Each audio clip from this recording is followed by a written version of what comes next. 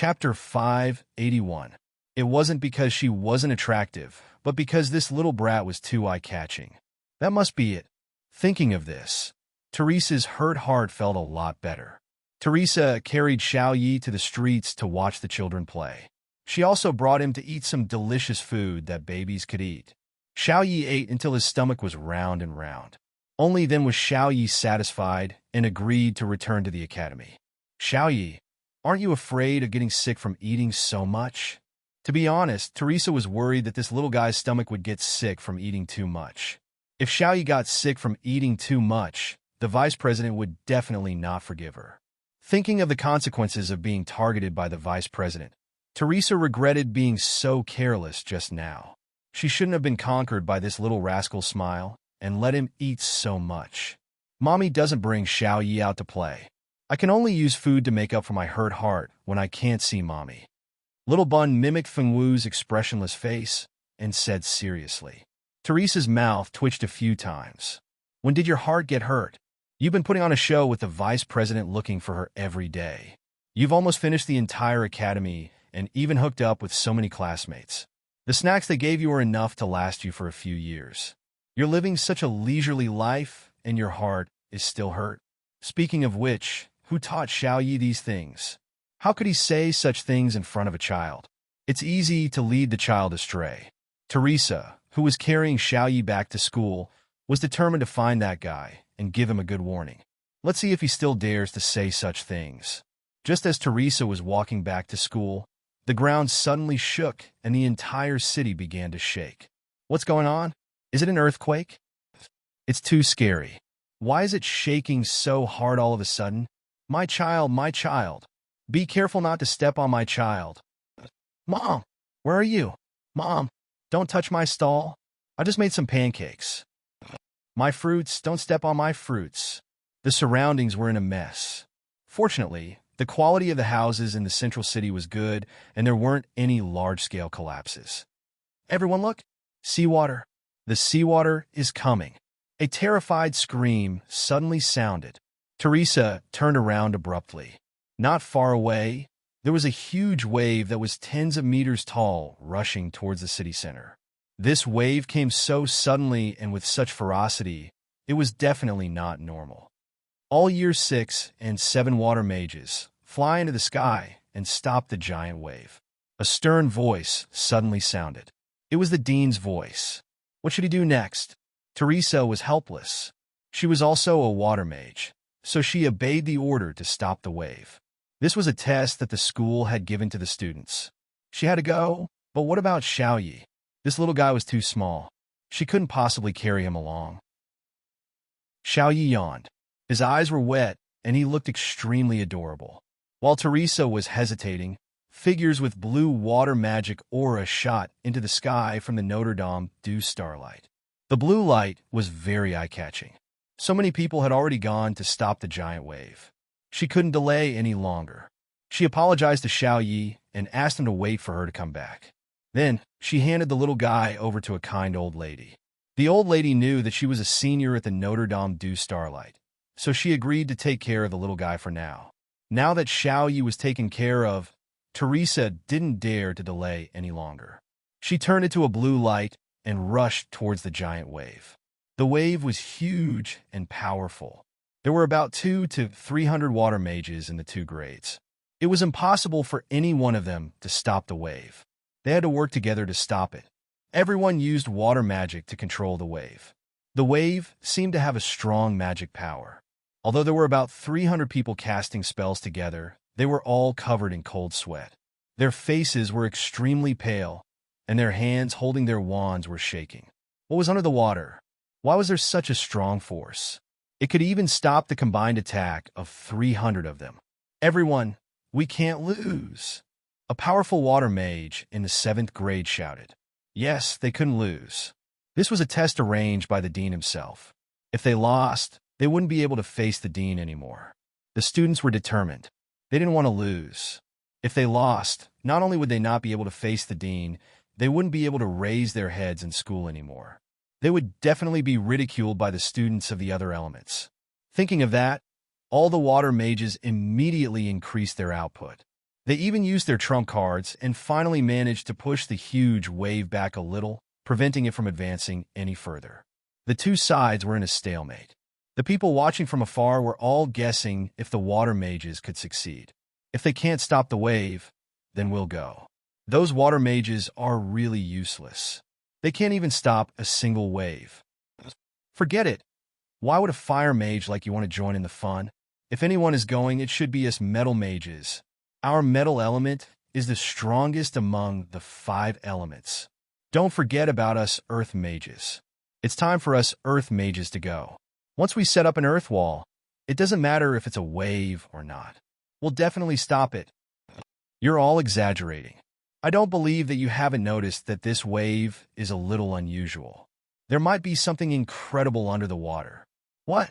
There's really something under the water? I think so. If it's just a normal wave, then the dean wouldn't send out all the water mages in the 5th and 6th grades. There must be something special about this wave. I wonder what's under the water. Anyway, those water mages are in trouble. This was the discussion of the students in the 5th and 6th grades at the Notre Dame du Starlight. At the same time, in the central city, many ordinary adventurers and civilians were watching the wave with worried expressions. Can those students do it? We won't drown in the wave, right? What's there to be afraid of? If they can't do it, there's still someone else. There are so many formidable factions in the central city. What could possibly happen? You're right. Among the people who were focused on the battle between the water mages and the wave, no one noticed a kind-looking old woman lying on the ground somewhere in the city. Her head was bleeding as she murmured the words of a child. Unfortunately, everyone was too focused on whether the wave could be stopped. No one noticed the old woman lying in a pool of blood. Chapter 582. With the combined efforts of all the students, they finally managed to push back the giant wave. Teresa excitedly high-fived a few of her close friends. Remembering that Xiao Yu was still with someone else, she immediately flew back to the central city to find the old lady. Me? But before she could get close to the old lady, she heard a panic scream. Something's wrong. Something's wrong. Is there a wood, water, or a light magician? Or a pharmacist? There's an old lady who needs treatment. What happened? There seems to be an old lady who is seriously injured. She's bleeding a lot. I don't know who did this to her. Who dares to kill someone in Central City? Who's so brave? Yeah, I've lived here for so many years, but I've never seen anyone so brave. Didn't anyone see who did this? There are so many people on the street. Someone should have noticed, right? Under normal circumstances, someone would have noticed long ago. But this isn't normal. There was such a huge wave just now. Everyone was focused on the waves in the distance. Who would have noticed anything else? That's why there aren't any witnesses. Then the culprit is quite lucky. If someone found out, he would be dead for sure. Now, we can only hope that the old lady saw who injured her. When the time comes, the Central City's law enforcement team will definitely seek justice for the old lady. I don't know who did it, but I know this old lady. She sells sugar cookies around here every day. The old lady's sugar cookies taste very good, and I'm a regular customer at her small food stall. That old lady has always been a good person, and I've never heard of her having such a big grudge against anyone. Who hurt the old lady? Was it someone seeking money? But how much money can a small sugar cookie stall make? This is too strange. Hearing the discussions around her, Teresa suddenly had a bad feeling. It can't be right. She pushed through the crowd and ran to the place where the old lady fell. She saw a big pool of blood on the ground. The old lady's breathing was weak and her heart could stop at any time. Teresa's heart skipped a beat. She immediately poured a bottle of recovery potion and a bottle of healing potion into the old lady's mouth. After drinking 2 bottles of medicine, the old lady, who was originally on the verge of death, finally recovered her normal heartbeat. Her pale face also returned to normal, and some redness returned to her face. This old lady has met a good person. The value of these 2 bottles of medicine is not low. That's right. This lady is so nice.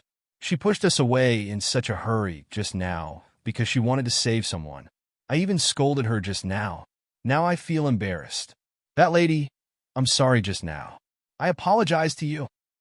I apologize too. But if you had said so earlier, we would have made way for you. We wouldn't have needed you to push us. You can't say that. He's just anxious. Look, wake up. This medicine is effective, but it's too expensive. We ordinary people can't afford it. Someone sighed with envy. In the eyes of ordinary people, being able to own a bottle of potion was a very amazing thing. The value of a bottle of potion was too high. Many ordinary families would have to spend several years of their savings just to buy a bottle of potion. Therefore, in the world of ordinary people, potions were very rare. She's really awake. The old lady is awake. Teresa didn't care what others said. She immediately helped the old lady, who was slowly waking up a little. The old lady opened her eyes and saw Teresa's anxious eyes. Thinking of what happened, the old lady didn't have time to speak before her eyes started to bleed nonstop. The child, someone stole the child. The child was stolen. The old lady had been kind all her life. Now that a good child was stolen from her hands, she felt extremely guilty. Who did it? Teresa's hand by her side clenched into a fist. Who dared to have designs on Xiaoyi? No matter who it was, she, Teresa, would make that person regret being born into this world. I don't know. I was holding the child and standing here waiting for you to come back. Then I suddenly felt very dizzy and my head became very heavy. I felt that someone was holding the child from my hands. When I wanted to stop them in a daze, I felt that I was pushed. Then my head hit something, and I don't know what happened after that. The old lady recalled what happened and said regretfully, "It's not your fault. It might be a magician. You don't have to feel guilty about this. Speaking of which, it's my fault that you were implicated because I left the child with you. Take this money and buy some good food to nourish your body." Although the old lady's injuries were healed by Teresa, she did lose a lot of blood. She still needed to eat something good to nourish her body. Thinking that the old lady suffered because she helped her take care of the child, Teresa took out a bag of money. There were about 50 gold coins in the bag. Although it wasn't a lot, it was a huge sum of money for an ordinary person who didn't have any cultivation. The old lady blamed herself for losing the child and refused to take the money. Seeing that the old lady was so insistent, Teresa couldn't force her to take the money and had to give up. Because she was in a hurry to find the child, Teresa didn't stay long. When she said goodbye to the old lady, she promised to let her know when she found the child. Then she hurried back to the school to tell the vice principal about this. Notre Dame du Starlight, the vice principal's office. "What did you say? Xiaoyi is missing? What do you mean he's missing? He ran away by himself. How old are you? How could you let a child less than 2 years old run away from your hands? You can't even look after a child. Blah, blah, blah." The vice principal was so angry that his beard was blowing and his eyes were glaring. Teresa wanted to say something, but she didn't even have the chance to. After being scolded by the vice principal for 5 minutes, Teresa finally couldn't stand it anymore. She found a chance to interrupt and told the vice principal about how Xiaoyi was taken away. Xiaoyi didn't get lost by himself. He was taken away by someone. "Vice principal, please think of a way. We don't know what that person wants to do with Xiaoyi. If something happens to Xiaoyi, how are we going to explain it to Junior Fengwu when she comes back?" Teresa finished her words with a sad face. The vice principal was shocked. He didn't expect that someone would dare to take Feng Yi. Who was Feng Yi? He was the Elf King. If the person who took Feng Yi dared to take the Elf King, how daring must the person be to do this? Chapter 583. Teresa finished her sentence with a worried expression. The vice principal was shocked. He didn't think that someone would dare to kidnap Feng Yi. Who was Feng Yi? He was the Elf King. If they dared to kidnap the Elf King, how daring must the person who kidnapped Feng Yi be? He was kidnapped? Someone actually dared to kidnap Feng Yi. Their courage is commendable. The vice principal couldn't help but stroke his beard as he praised. Teresa felt as if there were words appearing on her forehead. Xiaoyi was missing, and the vice principal who doted on Xiaoyi the most was actually praising the bad guy who kidnapped Xiaoyi. "Vice principal, now that Xiaoyi is missing, what should we do? Hurry up and think of a way. What if something happens to Xiaoyi?" Teresa couldn't help but shout at the vice principal. If it was any other time, she definitely wouldn't have the guts to shout at the vice principal. But now that Xiao Yi was missing and the vice principal was so unreliable, Teresa couldn't take it anymore. However, the vice principal waved his hand without any worry. Don't worry, nothing will happen to that kid. Go back to the dorm and wait for news. That kid will be back soon. The vice principal said confidently. That was the Elf King. Even if something happened to everyone in Heavenly Wind, he would still be alive and well. Back then, the Elf King had no choice but to be reborn to save this world. The world's consciousness was indebted to the Elf King and would definitely protect Feng Yi after the Elf King's rebirth. Teresa was unwillingly chased out of the vice principal's office. However, she couldn't be as magnanimous as the vice principal. Feng Yi was lost in her hands, and she was told to go back and wait for news. How could that be possible? She would definitely find Feng Yi. She definitely would. Teresa's face was filled with determination. She returned to the 7th grade and gathered some of the students who took care of Feng Yi to search for him. Because of Teresa's actions, in less than half a day, most of the students in the school already knew about Feng Yi's disappearance. This included Ajur, Imo Gue, and Elena. Feng Yi's disappearance was a huge matter. Elena wanted to contact Mingxi immediately, but there was no news from Mingxi. Ajur and Imo Gue already knew that Mingxi had rescued Fengwu from Duke Blue Moon. Fengwu and Mingxi were still recuperating in the Silver Moon Ancient Kingdom. They must have suffered heavy injuries. It wasn't a good idea to tell them about this and worry them. With this in mind, Ajur and Imo Gue didn't contact Fengwu. Instead, the two of them organized some students who were willing to help to look for Feng Yi. In less than half a day, most of the students in the school were involved in the search for Feng Yi. A small number of students who didn't have any interactions with Feng Yi didn't care. They just expressed their concern and stopped paying attention. There were also some students who disliked Fengwu who gloated.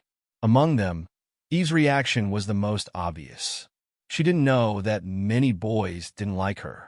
Although they didn't say it, they still liked cute and kind girls. It was fine if you didn't care about Feng Yi's disappearance. After all, he wasn't your child and didn't have anything to do with you. However, it was too much to gloat like this. How vicious must you be to not even be able to tolerate a child? Eve didn't know that many students chose to keep a distance from her because of her unconcealed feelings. She was still immersed in the joy of Feng Yi's disappearance. In short, she was happy as long as Fengwu was sad.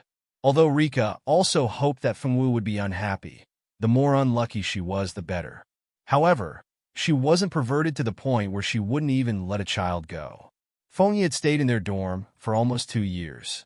Rika had watched the child grow up, from when she was still a baby to now, when she could run and walk. Although Rika had never hugged Feng Yi and had often cursed Feng Yi as a bastard, she actually didn't hate that child in her heart. As long as one wasn't perverted, who could bear to hate a beautiful and cute child like Xiao Yi? I heard that Xiao Yi is missing. What should we do? Xiao Wu isn't here. If Xiao Wu doesn't see Xiao Yi when she comes back, how sad will she be? Anika said worriedly. Everyone in the dorm had watched Xiao Yi grow up. When Fengwu wasn't free, Anika had often been a free nanny. We can't just watch. When the sun rises tomorrow, let's go out and help look for Xiao Yi. Silda stood up and announced with a serious expression. Anika immediately nodded in agreement. It was already too late. Even if they went out to look for Xiao Yi, they wouldn't be able to find anything. They could only wait until tomorrow. How do you plan to look for him? Rika asked calmly as she drank the fruit juice she had just poured. No matter what method we use, even if we have to flip Central City upside down, we will definitely find Xiao Yi, Silda said with a resolute expression. That's right, Anika agreed. How long will it take for you to search aimlessly like this? Rika frowned. How we search has nothing to do with you. Stop gloating over our misfortune, Silda said unhappily. I'm gloating over your misfortune. Rika pointed at herself with her eyes wide open. Isn't that so? Who doesn't know that you can't wait for something bad to happen to Xiao Wu? Now that Xiao Wu is in trouble, Xiao Yi must be very sad. Won't you be overjoyed to see Xiao Wu sad? Silda rolled his eyes with an expression that said he had seen through her. I don't care if you believe me or not. Although I hate Fengwu, I don't hate a little kid. If you want to look for Xiao Yi, you can't just search aimlessly like this. It's a waste of time and effort, and it won't be very effective. Why don't you go to the area where Xiao Yi went missing and see if anyone saw who took Xiao Yi away? With a target, it'll be much easier to find him. That's all I have to say. It's up to you whether you want to listen or not. Rika finished speaking and went upstairs with the fruit juice. After Rika left, Silda turned to look at Rika and said, "Would she be so kind?" Anika smiled. "Rika isn't as bad as you think. Although she doesn't say anything nice, she doesn't mean any harm to Xiao Yi. Who knows what she's up to?" Silda still didn't think that Rika would suddenly have a conscience. It doesn't matter if Rika really wants to help find Xiao Yi. What she said makes a lot of sense. Instead of searching blindly, why don't we look around and see if we can find any clues about the person who took Xiao Yi away? Anika said, "That's the only way. If she's sincere, at least she's not that bad," Silda said reluctantly. Chapter 584. Regardless of whether Zilda agreed or not, he had to admit that Rika's idea was rather reliable. Clearly, Rika was not the only one who thought of this. The other students had also thought of this. Many smart people gathered people nearby and asked if they had seen the person who had attacked the old lady and snatched Xiao Yi away. Unfortunately, no one could provide any useful clues even after asking so many people. It was only in the afternoon when they asked a young beggar who said that he had seen someone attack the old lady. However, that person was wearing a white cloak, so they could not see the person's face clearly. They could only tell that it was a woman based on the person's figure. Only knowing the gender was of little help in finding Xiao Yi. While everyone was trying their best to find out about Xiao Yi's whereabouts, where was he at this moment? In a room of a certain house in the central city, a beautiful woman was hugging Xiao Yi. She had a creepy smile on her face. This child is Fengwu's little bastard.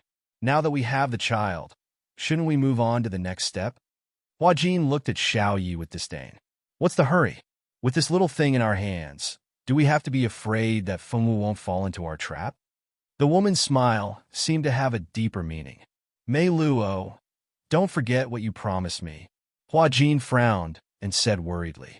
A few days ago, this girl called Mei Luo had come to look for her to discuss how to deal with Fengwu together.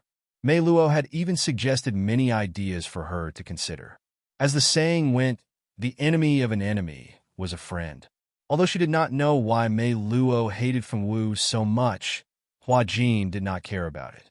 As long as Mei Luo could really help her, nothing else mattered. They easily reached a cooperative relationship. Initially, they wanted to find an opportunity to get their hands on Fengwu's child. When the time came, Fengwu would hesitate to attack the rat for fear of breaking the vase. It would be easy for them to deal with her. She thought that it would be easy to catch a child, but she didn't expect that Fengwu's son would somehow catch the vice principal's eye, making the vice principal dote on him and protect him. It was an impossible mission to kidnap the kid in school. Just when they thought they wouldn't have a chance to do it, Teresa took the kid out of school and encountered a huge wave. Because of the huge wave, they finally found a chance to take the kid away. The person who took the child away was Hua Jin's maid. Due to the Notre Dame du Starlight's rules, students were not allowed to bring servants into the school to serve them. Hence, Hua Jin's maid was arranged to stay in a room outside. Outside Notre Dame du Starlight, Hua Jin had bought a beautiful two-story bungalow. The house was very beautiful and had a good location. When he had nothing to do, he would stay there. After the maid took the child away yesterday, the child had been placed in the room outside Hua Jin's room. It was not a solution for the child to stay in Central City. Sooner or later, the Notre Dame du Starlight's people would track him down. For safety's sake, it was better to move him. In order to move the child, Hua Jin invited Mei Luo over. At the same time, there was also a perverted man who had an agreement with Hua Jin.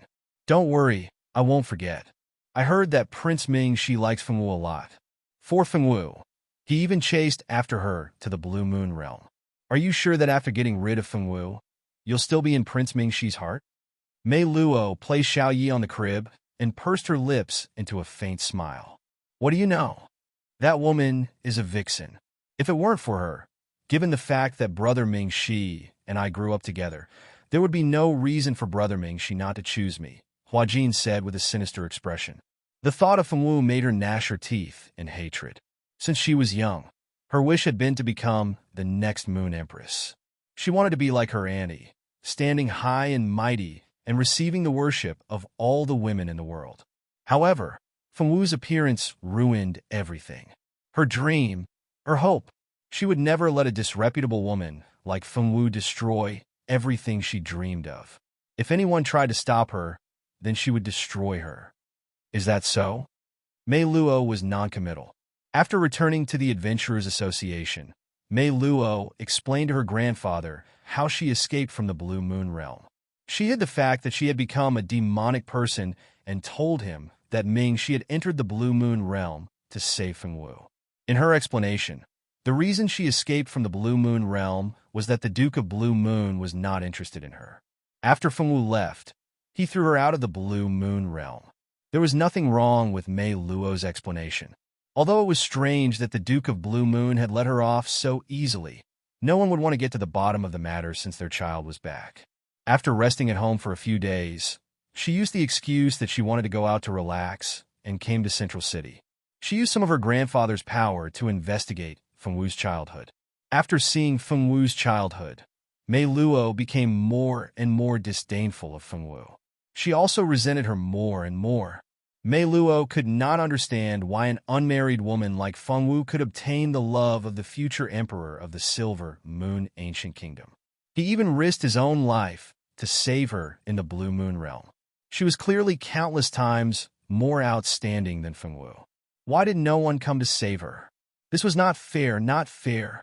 There was also that Prince Ming-Shi. He could have saved her with a single sentence, so why hadn't he been willing to speak up for her? Instead, he had watched her wait for death in the Blue Moon realm. Ming-Shi wasn't a good person either.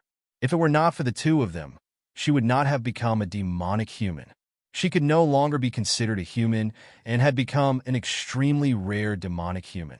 The power of the human demon was not that strong among all demons, but she had an ability that other demons did not have. She could freely change the aura on her body. Unless she was willing to show her demon side in front of others, no one would be able to see the fact that she was no longer a complete human. You two should stop talking. What we should do now is to find a way to get this little thing out of the city as soon as possible. Letting it stay in Central City is a very dangerous matter. The tan-haired man who had been silent all this time finally spoke. A trace of impatience flashed across the man's eyes. He was not the least bit interested in the feelings of these two women. He only wanted to get what he wanted as soon as possible. Feng Yi, do you have any good ideas? Hua Jin took a deep breath and suppressed his other thoughts. Right now, it was more important to find a way to move the little brat. Wait for tonight. I will arrange it, the tan-haired man calmly said. Then, I will wait for your good news. Hua Jin smiled in satisfaction. If Feng Yi said that he had a way, then there must be a way. Based on her understanding of Feng Yi, as long as he wanted to do something, there was nothing he could not do. This was because this man was unscrupulous in everything he did, so he rarely failed. Chapter 585. Hua Jin smiled in satisfaction. If Feng Yi said that there was a way, then there was definitely a way. Based on her understanding of Feng Yi, as long as he wanted to do something, there was nothing he couldn't do. This was because this man was unscrupulous in everything he did, so he rarely failed.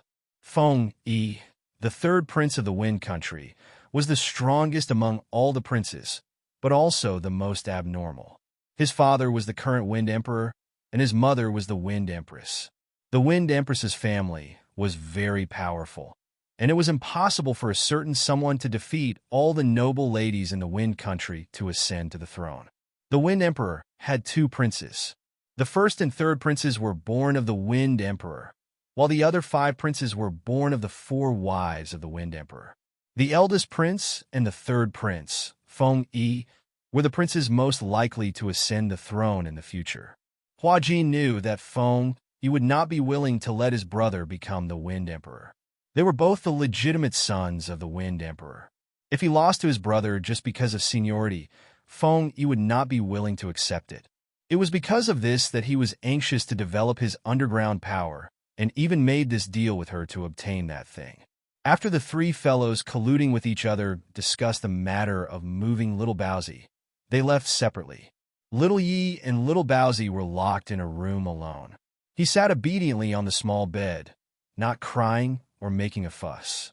When a maid came to feed him, he would obediently open his mouth, but he didn't call out to anyone and didn't like to talk. After everyone left, Little Bowsy rubbed his chin like a little adult. Are these bad people trying to use me to lure Mommy out?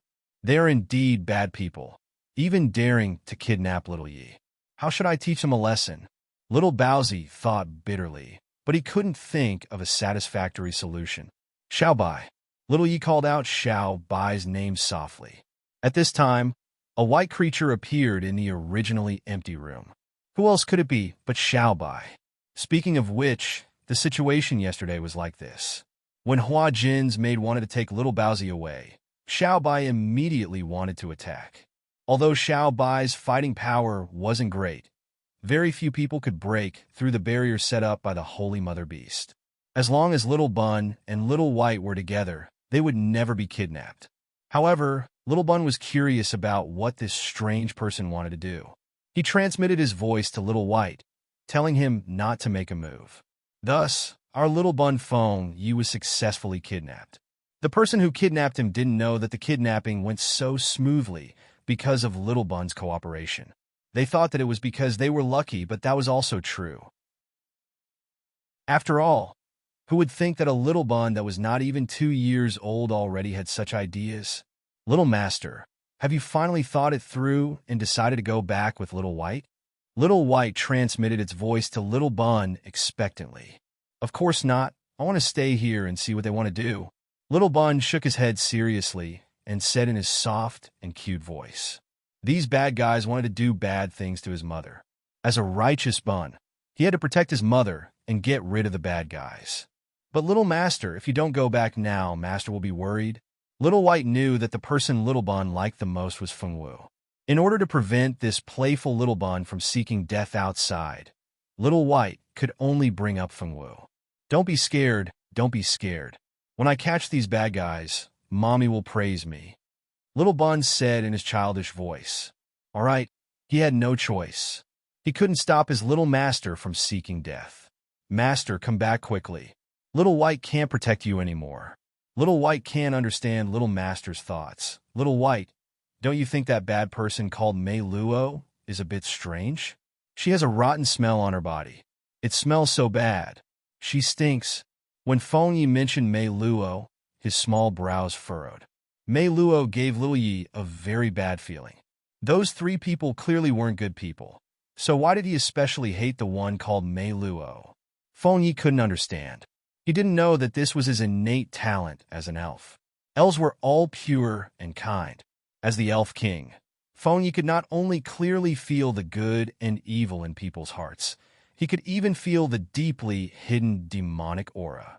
If the Vice Principal was here, he would definitely understand what was going on.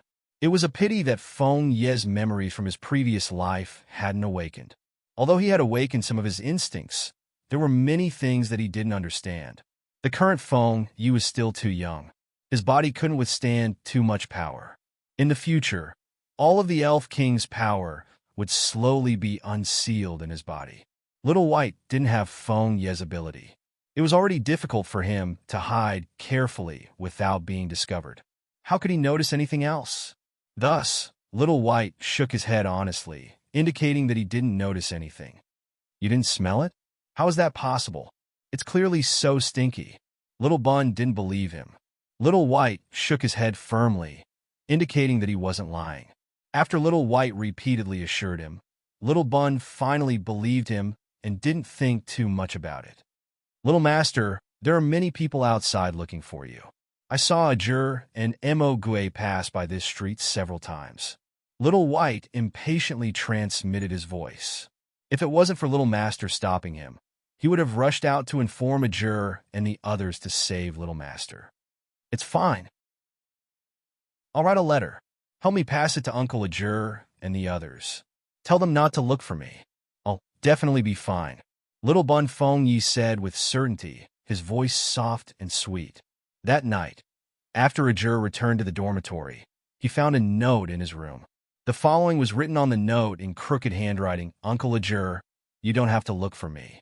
I'll come back after defeating the bad guys. Little Yi left a message. Ajur spent a long time to recognize these words. Little Yi was a very smart child.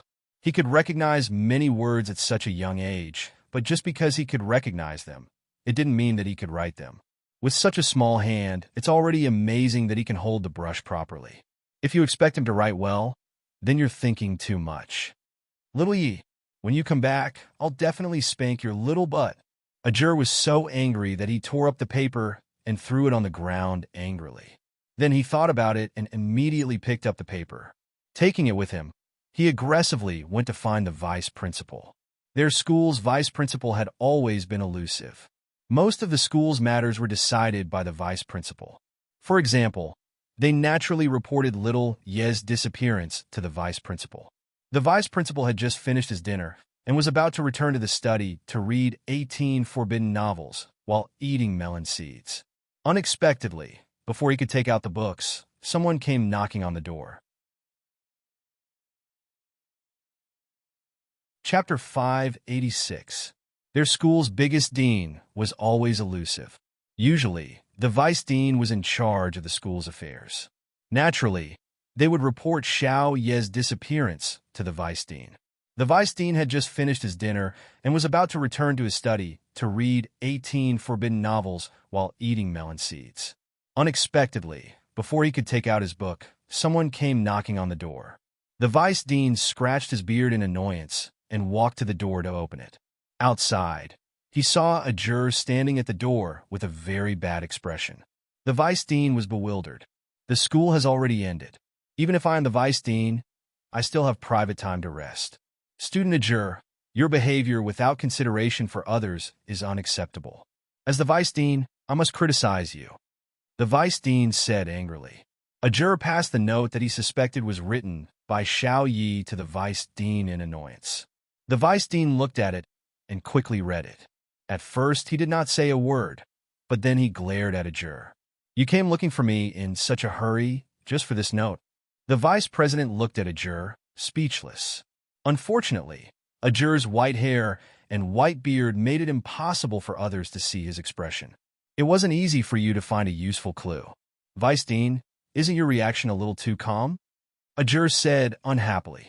He looked at the vice dean with a trace of suspicion and accusation.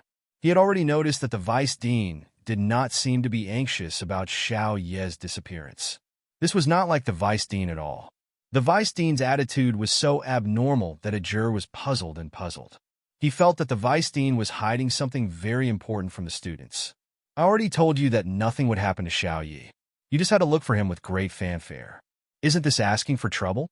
He had already advised these little fellows. Unfortunately, these little fellows did not listen at all. They even looked at his poor little heart with a look that said, "Why are you so cruel and heartless?" They really were a bunch of unlucky children who did not know how to respect their elders. Isn't all of this because you didn't make things clear? We don't know where Xiao Yi has been taken to, whether his life is in danger, and we don't know what that person's goal is. All you did was tell us not to worry, and you didn't do anything to help us find Xiao Yi.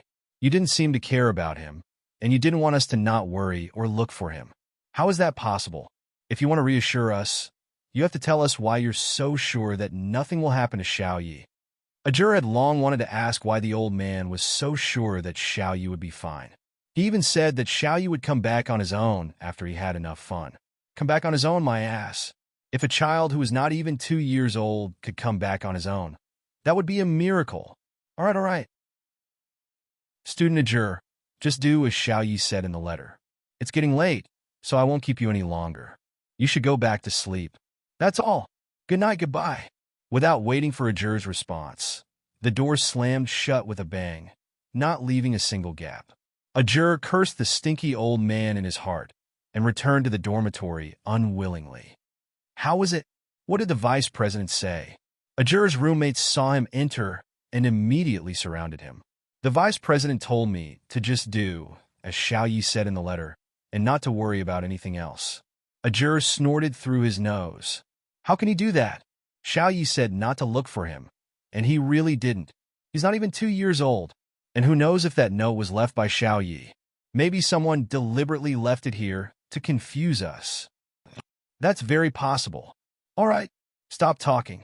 A juror raised his hand and gestured for them to stop, then said, I'm at least 90% sure that this note was written by Xiao Yi. Other than him, no one else could write such ugly handwriting. Rather than calling it handwriting, it was more like scribbles. If it were anyone else, it would be impossible for them to copy Xiao Yi's handwriting. This was also why a juror was more certain that the note was written by Xiao Yi's handwriting. Haven't you guys thought of a question? Xiao Yi is just a baby. How did he put the note in a juror's room? Mo Gay, who had been standing behind the others without speaking, suddenly spoke up. The moment he opened his mouth, he brought up an important question that no one could ignore. Yes, the note could have been written by Xiao Yi, but Xiao Yi was just a baby.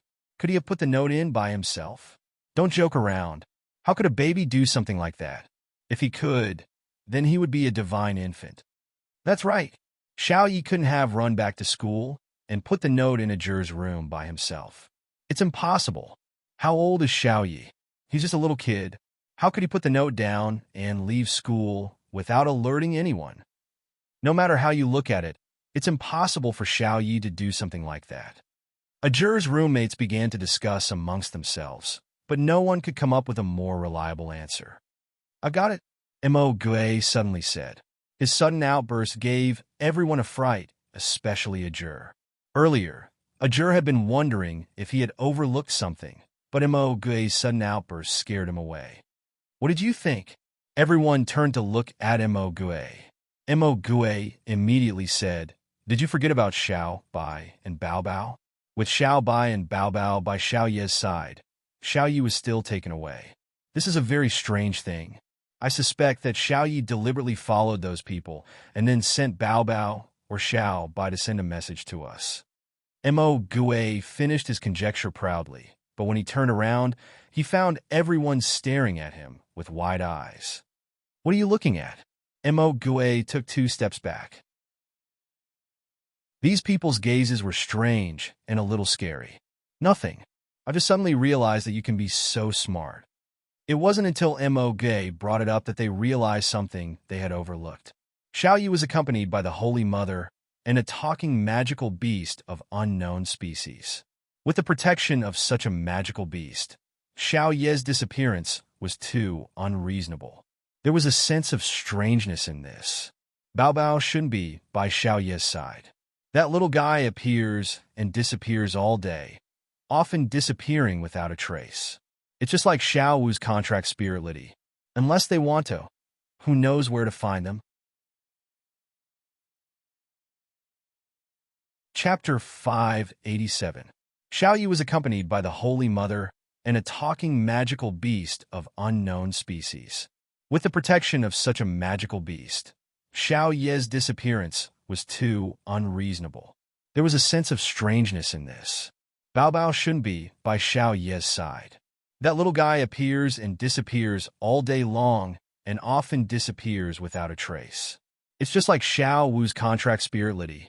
Unless they're willing, who knows where to find them? A juror shrugged.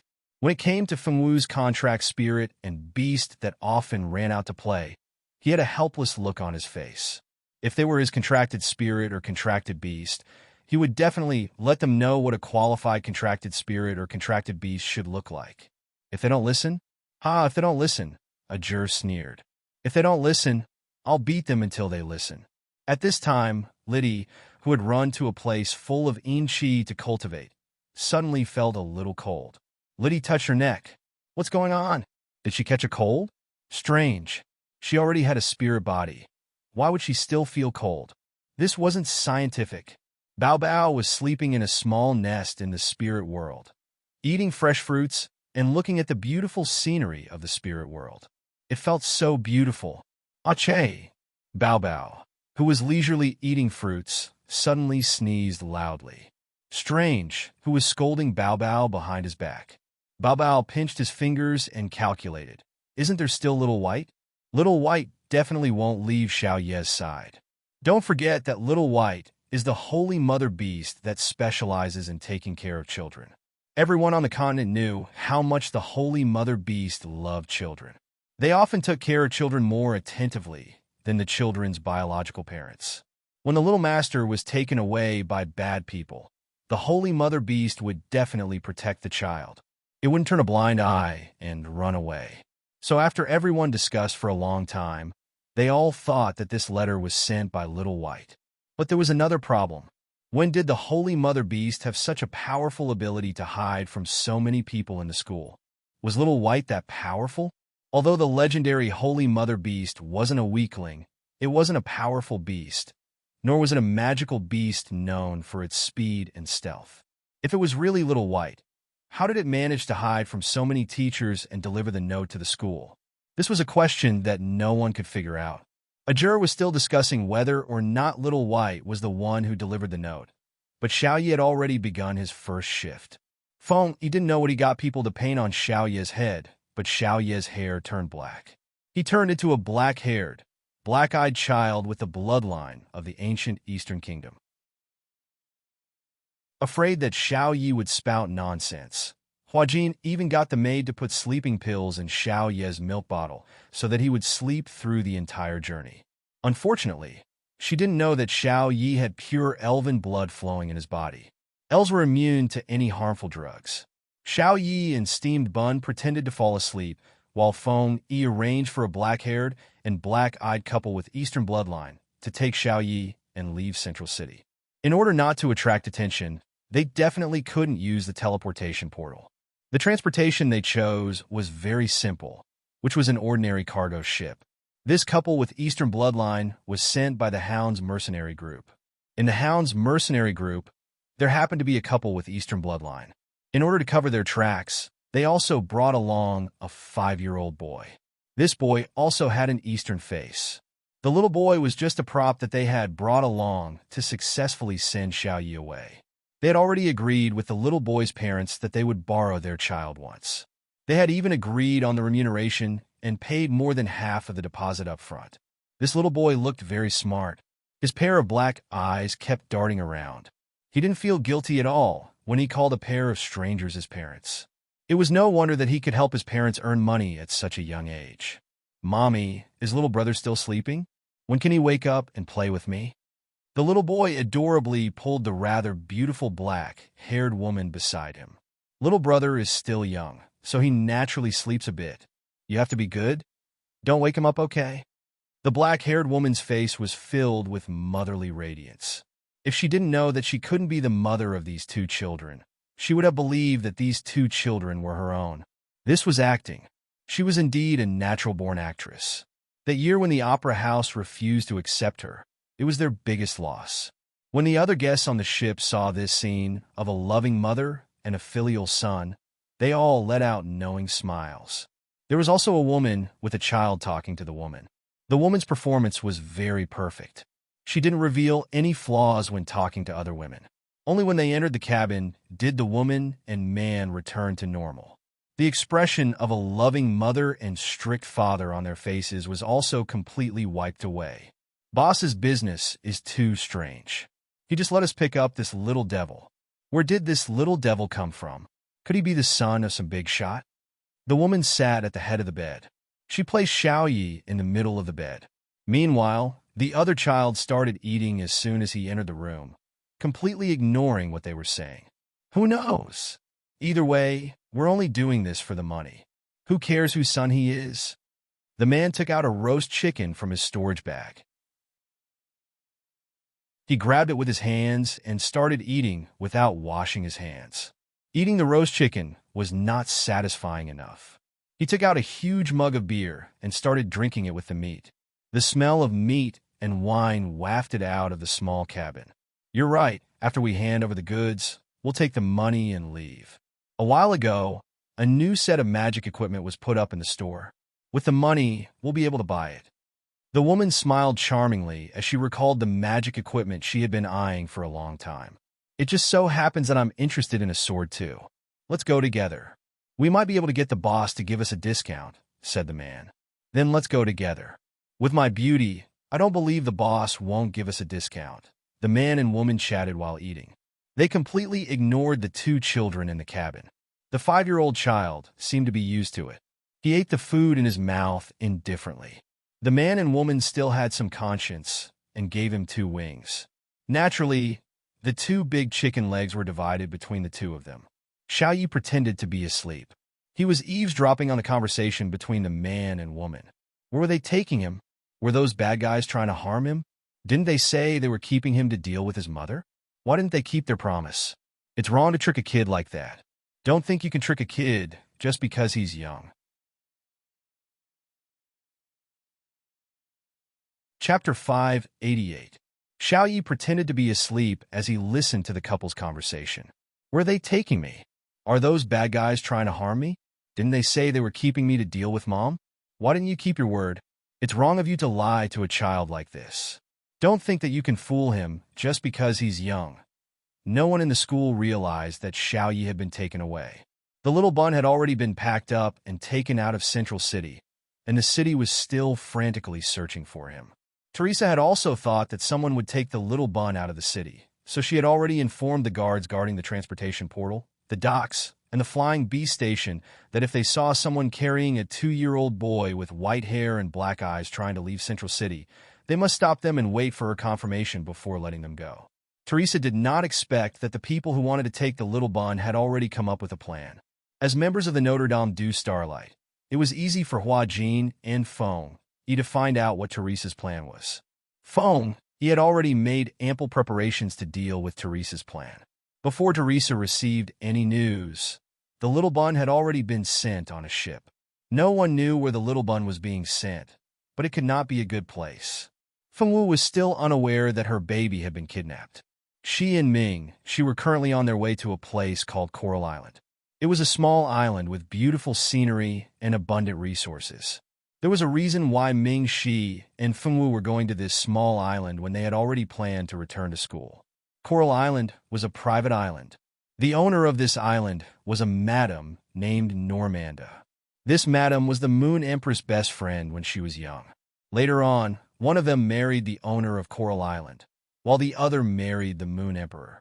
As one of them lived on land, while the other lived on the island, their contact gradually decreased.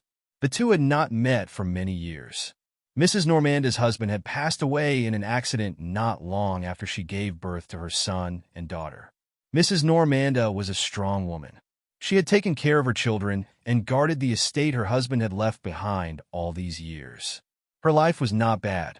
This time, Ming Shi and the others went to Coral Island because the Moon Empress had received Madame Normanda's distress letter. 2 days ago, black smoke suddenly emerged from the seawater surrounding the Coral Island. After absorbing the black smoke, many of the island's residents became bloodthirsty and cruel and started a massacre on the island. Although those people were dealt with by the experts dispatched by Madame Normanda, the matter was far from over. The black smoke continued to emerge from the sea, and most of the island's residents were infected by the black smoke, becoming increasingly inhumane. The originally peaceful island had become a purgatory on Earth. Madame Norman tried her best, but was unable to prevent the people on the island from being corroded by the black fog. As for those who were not affected, Madame Norman immediately arranged for them to leave the Coral Island through a transmission array. Now, apart from the humans and animals who had lost their humanity due to the black fog, there were no other intelligent creatures left on the island. Due to the black fog, not only were the humans affected, but many of the island's magic beasts were affected as well. There were also the plants. Almost all the plants that were originally harmless ornamental plants became monsters that were more than 10 meters tall, brandishing their branches and leaves and attacking every living creature they saw. As the owner of the island, Madame Norman had no choice but to take all the survivors and flee to another small island. Fortunately, Madame Norman had managed the island well over the years. She had also bought 2 smaller islands near the Coral Island, allowing the fishermen on the Coral Island to have a place to live. Otherwise, with so many people, it would be difficult to find a place to stay when they arrived at someone else's territory. Moreover, Who knew how long they would have to stay there? That's how it is. I also don't know why the black smoke is emerging. Ming-Shi, this matter is too strange. You have a special identity, so it's better for you to go back. Really, Luli, why did she send you here? If something were to happen to you at Aunt Norman's place, Aunt Norman wouldn't be able to repay the sin even if she died. Norman sighed, wanting to persuade Ming-Shi not to participate in this matter. Although she was the owner of the Coral Island and wanted to save the villagers, innocent magic beasts, and plants on the island that were harmed by the black fog, Ming-Shi's identity was too special. She couldn't let anything happen to Ming-Shi on her island. If something were to happen to Ming-Shi on her island, she couldn't imagine the consequences. Aunt Norman, do you have no confidence in Ming-Shi? Ming-Shi smiled faintly. His smile was elegant and noble, as if there was a layer of golden light shining on his face. You know that's not what Aunt Norman meant. Norman frowned and sighed. She knew that Ming-Shi wasn't a child that could be persuaded so easily. I know that Aunt Norman is worried about me. I believe that Aunt Norman also knows that I'm not the type to act recklessly. If it's really beyond the scope of my ability, I'll immediately inform Father and let him send someone suitable over. All right then, since you've said so, what else can Aunt Norman say? You have to remember what you said. If the situation doesn't seem right, then go back immediately. Madame Norman took a step back and temporarily agreed to let Ming-Shi stay behind to investigate the cause of the black fog's appearance and research a way to deal with it. Ming-Shi and Madame Norman were talking in the room, while Fengwu and Madame Norman's daughter were having lunch together. The lunch was very sumptuous. It was all seafood that was relatively rare in the sea. Fengwu happily gorged herself, without the slightest awareness of protecting her image in front of her master. Phyllis was Madame Norman's daughter. She was a very beautiful lady. She had been strictly raised by Madame Norman since she was a child. Her every move was as precise as if it had been measured with a ruler. When eating, how many times to chew for each bite was a habit engraved in her bones. Since she was a child, the women that Phyllis had come into contact with were all noble ladies like her. The so-called nobles all had a common problem, and that was that they cared a lot about their image. In front of outsiders, they would definitely show off their nobility, elegance, and extraordinary taste to the extreme, afraid that others would think that they weren't noble enough.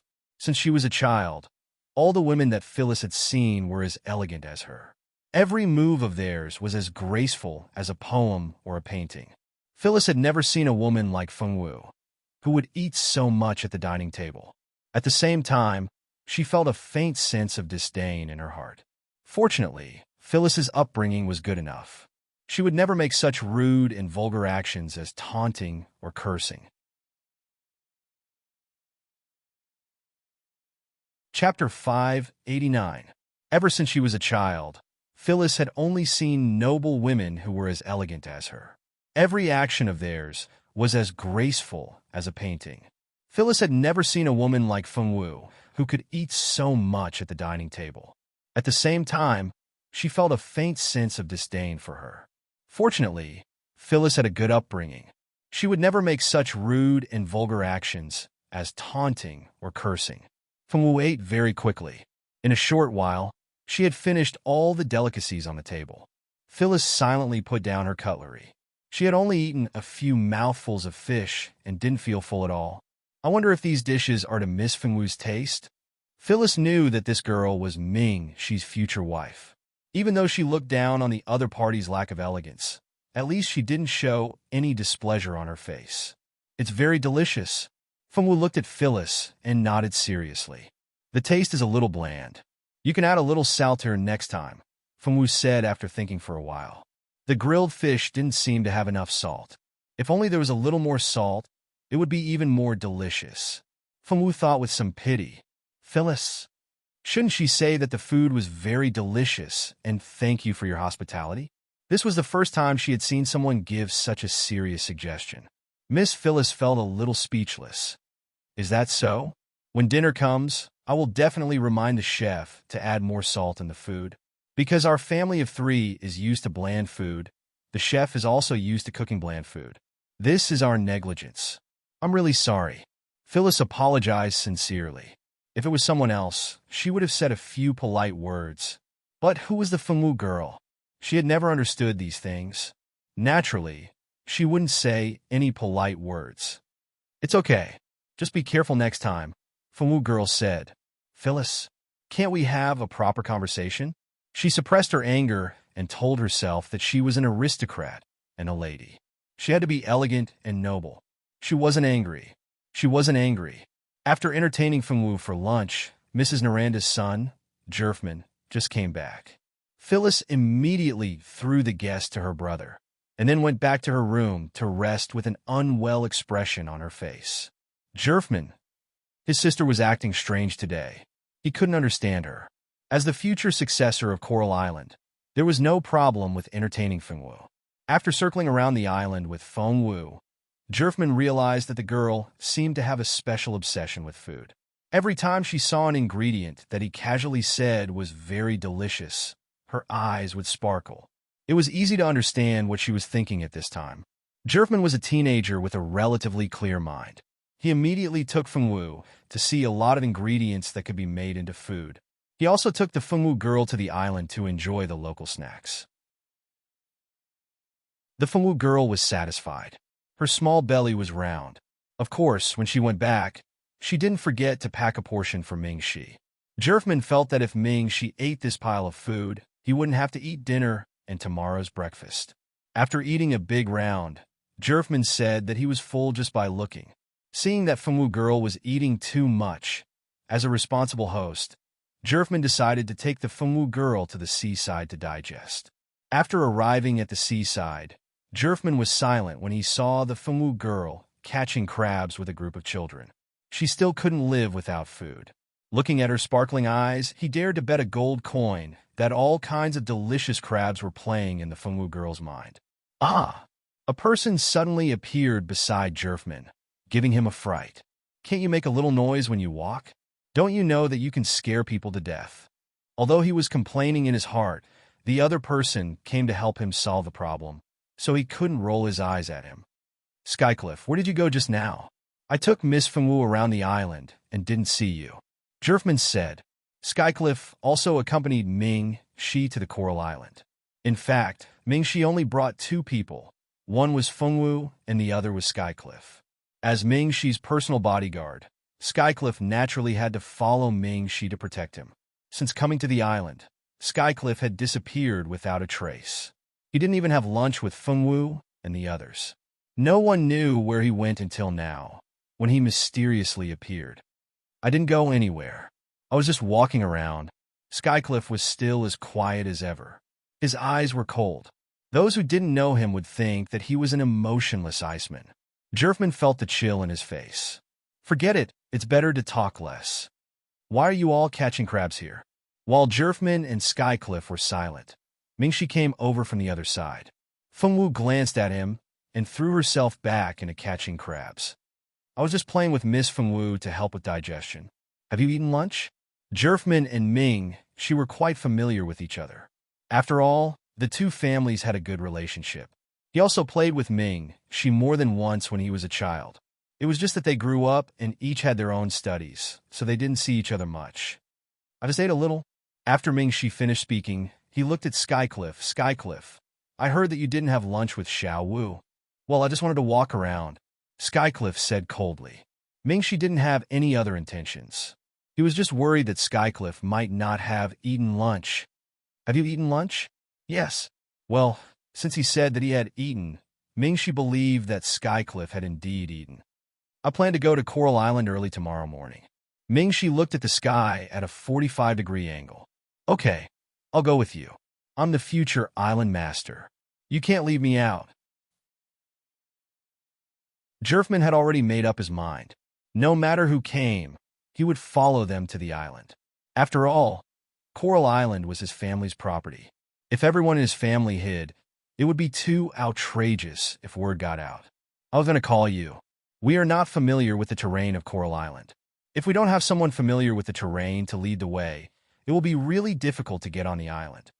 Ming-Shi smiled indifferently. Of course, I grew up on Coral Island. Who can be more familiar with the island's environment than me? This was indeed true. As the young island master, Jerfman knew many secret places on the island that others didn't know. After all, the island was private property. Some places were not open to the public. Even the native islanders were not allowed to enter. Chapter 590. This was indeed reasonable. As the young island master, Jerfman knew many secrets about the island that others didn't. After all, the island was private property, and some places were not open to the public. Even the native islanders were not allowed to enter. Early the next morning, Mingxi took Fengwu and Skycliff to have an early breakfast and waited to go to Coral Island to investigate the situation. Jerfman brought along a few skilled guards who were selected to enter the Coral Island together. Madame Normand was worried about Mingxi's safety. These people were mainly sent to protect Mingxi. Mingxi knew that this was Madame Normand's good intentions and couldn't refuse, so he could only acquiesce. Fortunately, Coral Island had already established a teleportation array with Madame Normand's new island. There were about 30 people in their group. They entered the teleportation array in batches. After a few flashes of white light, everyone was teleported to Coral Island. This is Coral Island? Mingxi frowned as he looked at the plants in front of him that covered the sky and the sun, as well as the heart-chilling roars. In any case, he couldn't associate this place with the beautiful Coral Island. That's right. Whether it's plants, magic beasts, or even humans on this island, as long as they are corroded by the black fog, they will become different. Jerfman said, "What is the source of the black fog? Don't you have any clues? Did you send people to the bottom of the sea to take a look?" Mingxi asked again. The appearance of the black fog was too strange. Mingxi suspected that something else might have appeared at the bottom of the sea. "Your Royal Highness may not know, but Madame has already sent people to take a look. The seawater around Coral Island is too polluted. As soon as we sent people into the sea, they were immediately corroded by the seawater until not even dregs were left. Madame didn't dare to send people down to prevent everyone's sacrifice in vain. Although everyone knows that the source of the black fog is at the bottom of the sea, there is nothing we can do. No one can survive in the polluted seawater, let alone go down to check the situation." The one who spoke was Madame Normand's trusted aide. Madame Normand had specially sent him to check the situation on Coral Island because he was meticulous and loyal. Moreover, he knew a lot about the island. If Mingxi and the others wanted to go too deep into a dangerous place, he could stop them. It could be said that Lady Normanda had thought of everything. She was just afraid that Mingxi would meet with some mishap on the island. Can't go into the water? She did not expect the problem to be so serious that he could not even go into the water to check. This was going to be troublesome. Did the black fog appear on the other islands nearby? Mingxi asked after pondering for a moment. No. Jerfman shook his head. They had inquired about this matter early on, and it turned out that their Coral Island was the only place that encountered such a strange thing. Did anything strange happen before the black fog appeared? Mingxi asked. Jerfman shook his head. If there were any abnormalities, they would not have to work so hard to investigate. Let's go. Let's take a look around first. The black fog would never appear for no reason. There must be some reason we don't know. There were no clues, but Mingxi was not disappointed. He let Jerfman lead the way. He wanted to check the island surroundings first. Fengwu obediently followed behind Mingxi, but Xiaochun and his Dantian was acting strangely. Leave this place quickly. It's dangerous here. Leave quickly. Xiaochun's somewhat immature voice suddenly sounded. There was a rare nervousness and uneasiness in his voice. Fengwu, what happened? Xiaochun, there's something wrong with this place. I feel a strong aura surrounding this island. Although I don't know what it is, I can feel that it's very dangerous. It's not something you can deal with right now. Fengwu, even you can't deal with it? Xiaochun, no. Most of my purification ability comes from you. The previous things could be easily purified because their master's level was not as high as mine. That's why I could purify those bad auras so easily. However, the level of the things we encountered this time is too high. Before you reach the level of a warlock saint, I can't purify this place. Xiaochun's voice was anxious and fast. This was not in line with Mingxi's character, who wanted to rush up and eat whenever he saw something delicious. Xiaochun desperately tried to persuade Feng Wu to leave as soon as possible. The things here were obviously beyond his ability, because Feng Wu, his master, was still growing. Even his purification power had not reached its peak. "What's wrong?" Mingxi asked worriedly when he turned around and saw that Feng Wu's expression had changed slightly. "There's danger here. Let's leave quickly." Feng Wu believed in Xiaochun's judgment. Xiaochun had always been Feng Wu's good partner and friend. Feng Wu would not hesitate to trust people she trusted. She looked at Mingxi seriously, hoping that Mingxi could leave with her quickly. "No, I promised Mother that I would help Aunt Normanda solve the problem on Coral Island. We can't leave yet. Are you afraid? Do you want me to send you back to Aunt Normanda's place and wait for us?" Mingxi said with a doting gaze. Feng Wu shook her head. Of course, she could not leave if Mingxi did not want to leave. She wanted to be with Mingxi. "Why don't I send someone to send Miss Feng Wu back to my mother's place first? The environment here is really not suitable for a girl to stay," Jerfman said. When Mingxi said that he wanted to bring Feng Wu along, Jerfman did not agree. When they were introduced, he heard Mingxi say that Miss Feng Wu was just a second-year student at Notre Dame du Starlight. Her strength should not be strong. The island was so dangerous. Wouldn't bringing such a girl along be a burden?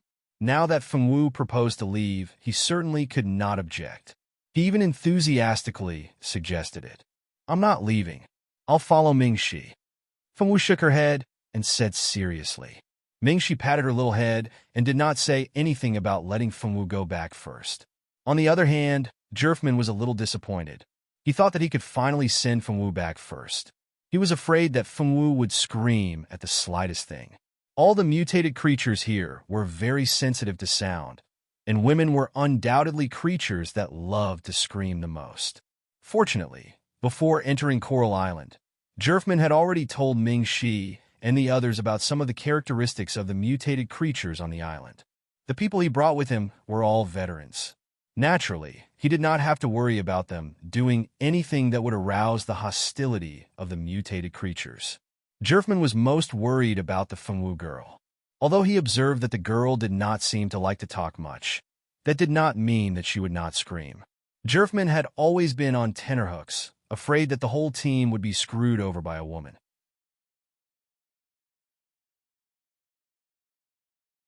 Chapter 591. Furthermore, he had brought some veteran soldiers with him. Naturally, he did not have to worry about them doing anything that would arouse the hostility of the mutant creatures. What Jerfman was most worried about was the Feng Wu girl. Although from his observation, the girl did not seem to like to talk much. Not liking to talk did not mean that she would not scream. Jerfman had always been on tenterhooks, fearing that the whole team would be tricked by a woman. Feng Wu did not know what Jerfman was thinking. If she knew, she would most likely prove very seriously that she was not a little girl who only knew how to cry and scream. She was very brave. Master said so. Just as Mingxi and the others were exploring Coral Island, on a large ship, a beautiful woman in purple stood at the bow of the ship and looked at the island that was constantly emitting black smoke, her brows furrowing more and more. "Are you sure your arm is under this island?" Zicheng stood alone at the bow of the ship, with no one else around her. If someone looked at her, they would only think that she was talking to herself. The crew on the ship were already used to this beautiful employer. From time to time, she would talk to herself in a language that they could not understand. In this regard, they only glanced at her a few times and no longer paid attention. However, there was a young man whose eyes drifted to Zicheng from time to time, with an unobvious admiration and infatuation in his eyes. "Hey kid, what are you looking at? That's a Miss Mage. No matter what thoughts you have, you'd better put them away. Offending a mage is not a joke." An old crew member looked at the kid's eyes and knew that he was fascinated by the beautiful and noble Miss Mage. "I don't have any other thoughts. I just want to be Miss Zicheng's follower." The kid was only in his 20s and was still very young. Because his talent was not good, he could only stay here and work as a crew member. 3 days ago, when he first saw Zicheng, he fell in love with her at first sight. As long as he could stay by Miss Zicheng's side, Even if he could only be her follower for the rest of his life, he would have no regrets. The old sailor sneered.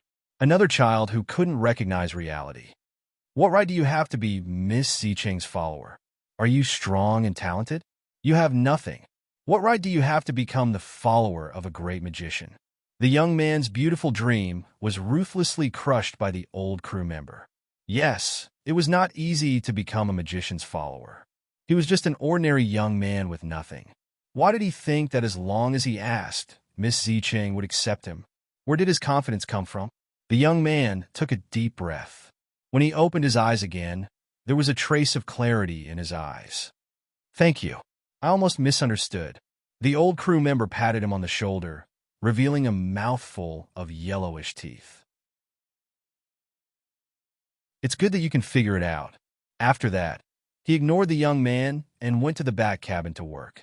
Zicheng did not know that not far from her, there was a young man who adored her. He had just suppressed his thoughts. She was now discussing important matters with the devil ancestor. The devil ancestor was an unknown creature that she had awakened when she was doing a mission. Later on, the devil ancestor told her how he had been suppressed in the mirage. Zicheng felt that the devil ancestor was quite pitiful.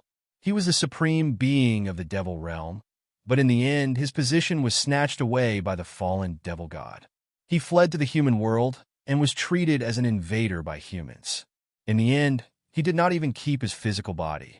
Only his soul was preserved and was sealed in the mirage. This Lord Devil Ancestor's life was simply a coffee table. After Zicheng heard the Devil Ancestor story, she agreed to rebuild his physical body and let him return to the Devil realm. She used the system to exchange for a container that could hold souls. Then, she guided the Devil Ancestor's soul into the container and brought it out of the mirage. Even the Devil Ancestor himself did not expect that this little girl, who did not look very powerful, could bring him out of the place where he was sealed so easily. This was probably another cheat that the world's consciousness gave to the female lead. The reason why the female lead was able to become a heroine and goddess that everyone on the heavenly wind continent looked up to in the later stages was because of this devil ancestor. If she had not been so foolish as to believe the words of a devil and let the devil ancestor out, the devil ancestor would not have started a massacre in the human world and wanted to take over the human world for himself. Unfortunately, in the original story, the humans did not know that all of this was caused by Zicheng. Instead, they created a statue for her and worshipped her like she was their savior. Now, this had not happened yet. However, the devil ancestor was still released by Zicheng like in the original story. Now, she was busy rebuilding the devil ancestor's physical body. This king can sense that one of this king's arms is under this island. This arm must be retrieved. The devil ancestor's voice had a trace of devilishness. Just listening to the voice had endless charm. One could imagine that the devil ancestor's appearance was not bad. Among the devil race, there were many naturally ugly devils, but there were also many naturally beautiful devils. The devil ancestor was the first devil race to be born in this world. Naturally, his appearance could not be bad. If he was really ugly, the female lead would not have been sympathetic to him and agreed to help him rebuild his physical body and return to the devil realm. I understand, but how are we going to get it back? That island has already been sealed. Outsiders cannot go there. Zicheng said, I will go there personally. I will be able to get it back very quickly. My arm. On the other ship, the supporting female lead, Irene, had also come to this place. She did not want to stop the female lead from getting the devil ancestor's arm. With her small body, she was not a match for the devil ancestor. It was better not to do such a suicidal thing. The reason why she appeared here was because she had come with Fengwu's brother, Feng Juntian. After Irene left the Blue Moon world, she was saved by Feng Juntian, who was out on a mission. Feng Juntian recognized that Irene was Fengwu's classmate. On account of his sister, he could not save her. Because of Feng Juntian's treatment, Irene's body recovered very quickly. Every time Irene saw Feng Juntian, she would feel a sense of self-blame. Although Fengwu was brought to the Blue Moon world by the Blue Moon Duke, she did not choose to bring Fengwu with her when she escaped. This was equivalent to leaving Fengwu to die in that place. However, she was saved by Fengwu's brother. Every time she thought of this, she could not help but blame herself. She did not save the other person's sister back then, but now she was saved by Fengwu's brother. This was a terrible debt that she could not understand no matter how she thought about it. She did not even dare to tell Fengwu's news to Feng Juntian. She could not explain why she was able to escape and return, but Fengwu was not. A few days ago, she did not know how to face Feng Juntian, so she was prepared to say goodbye and return to school. Unexpectedly, Feng Juntian received an urgent mission from the Star Hall, asking him to rush to the Coral Island to investigate the truth behind the changes on the island. Hearing about the changes on the Coral Island, Irene could not just leave. She knew that the reason for the changes on the Coral Island was because the Devil Ancestor's arm sensed the Devil Ancestor's birth, so it sent a signal to the Devil Ancestor.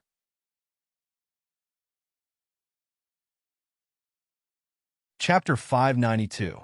A few days ago, she really didn't know how to face Feng Juntian, so she was prepared to say goodbye and return to school.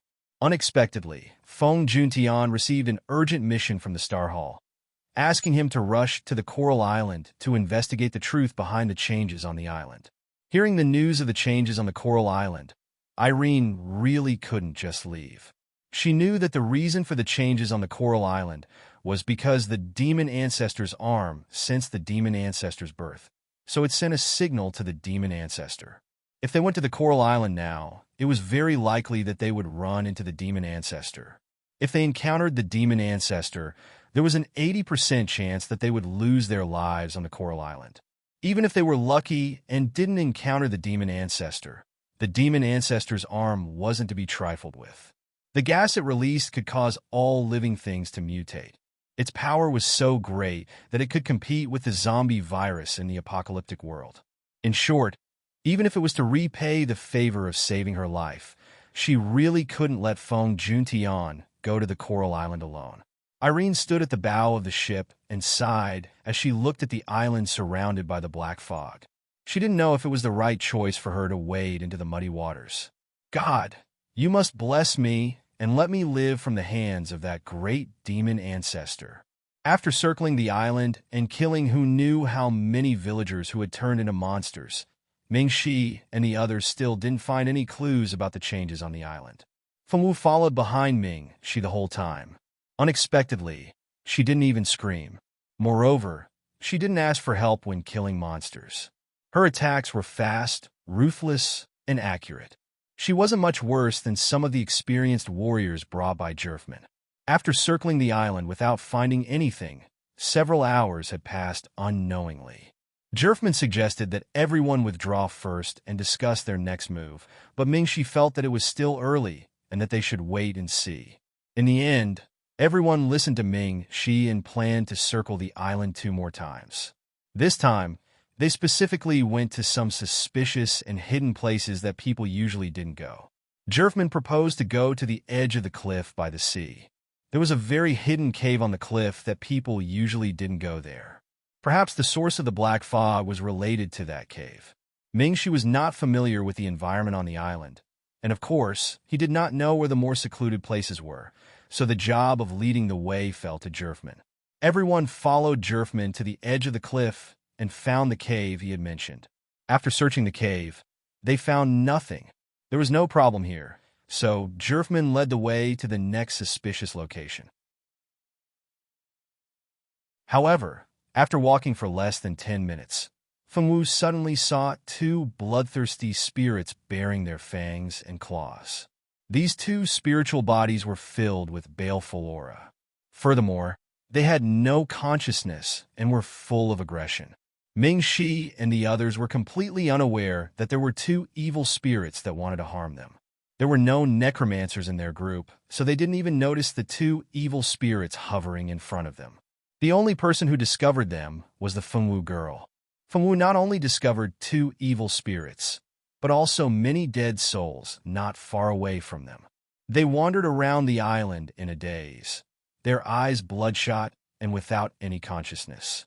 Among so many undead, the 2 standing at the front had the strongest baleful aura, much stronger than all the other spirits.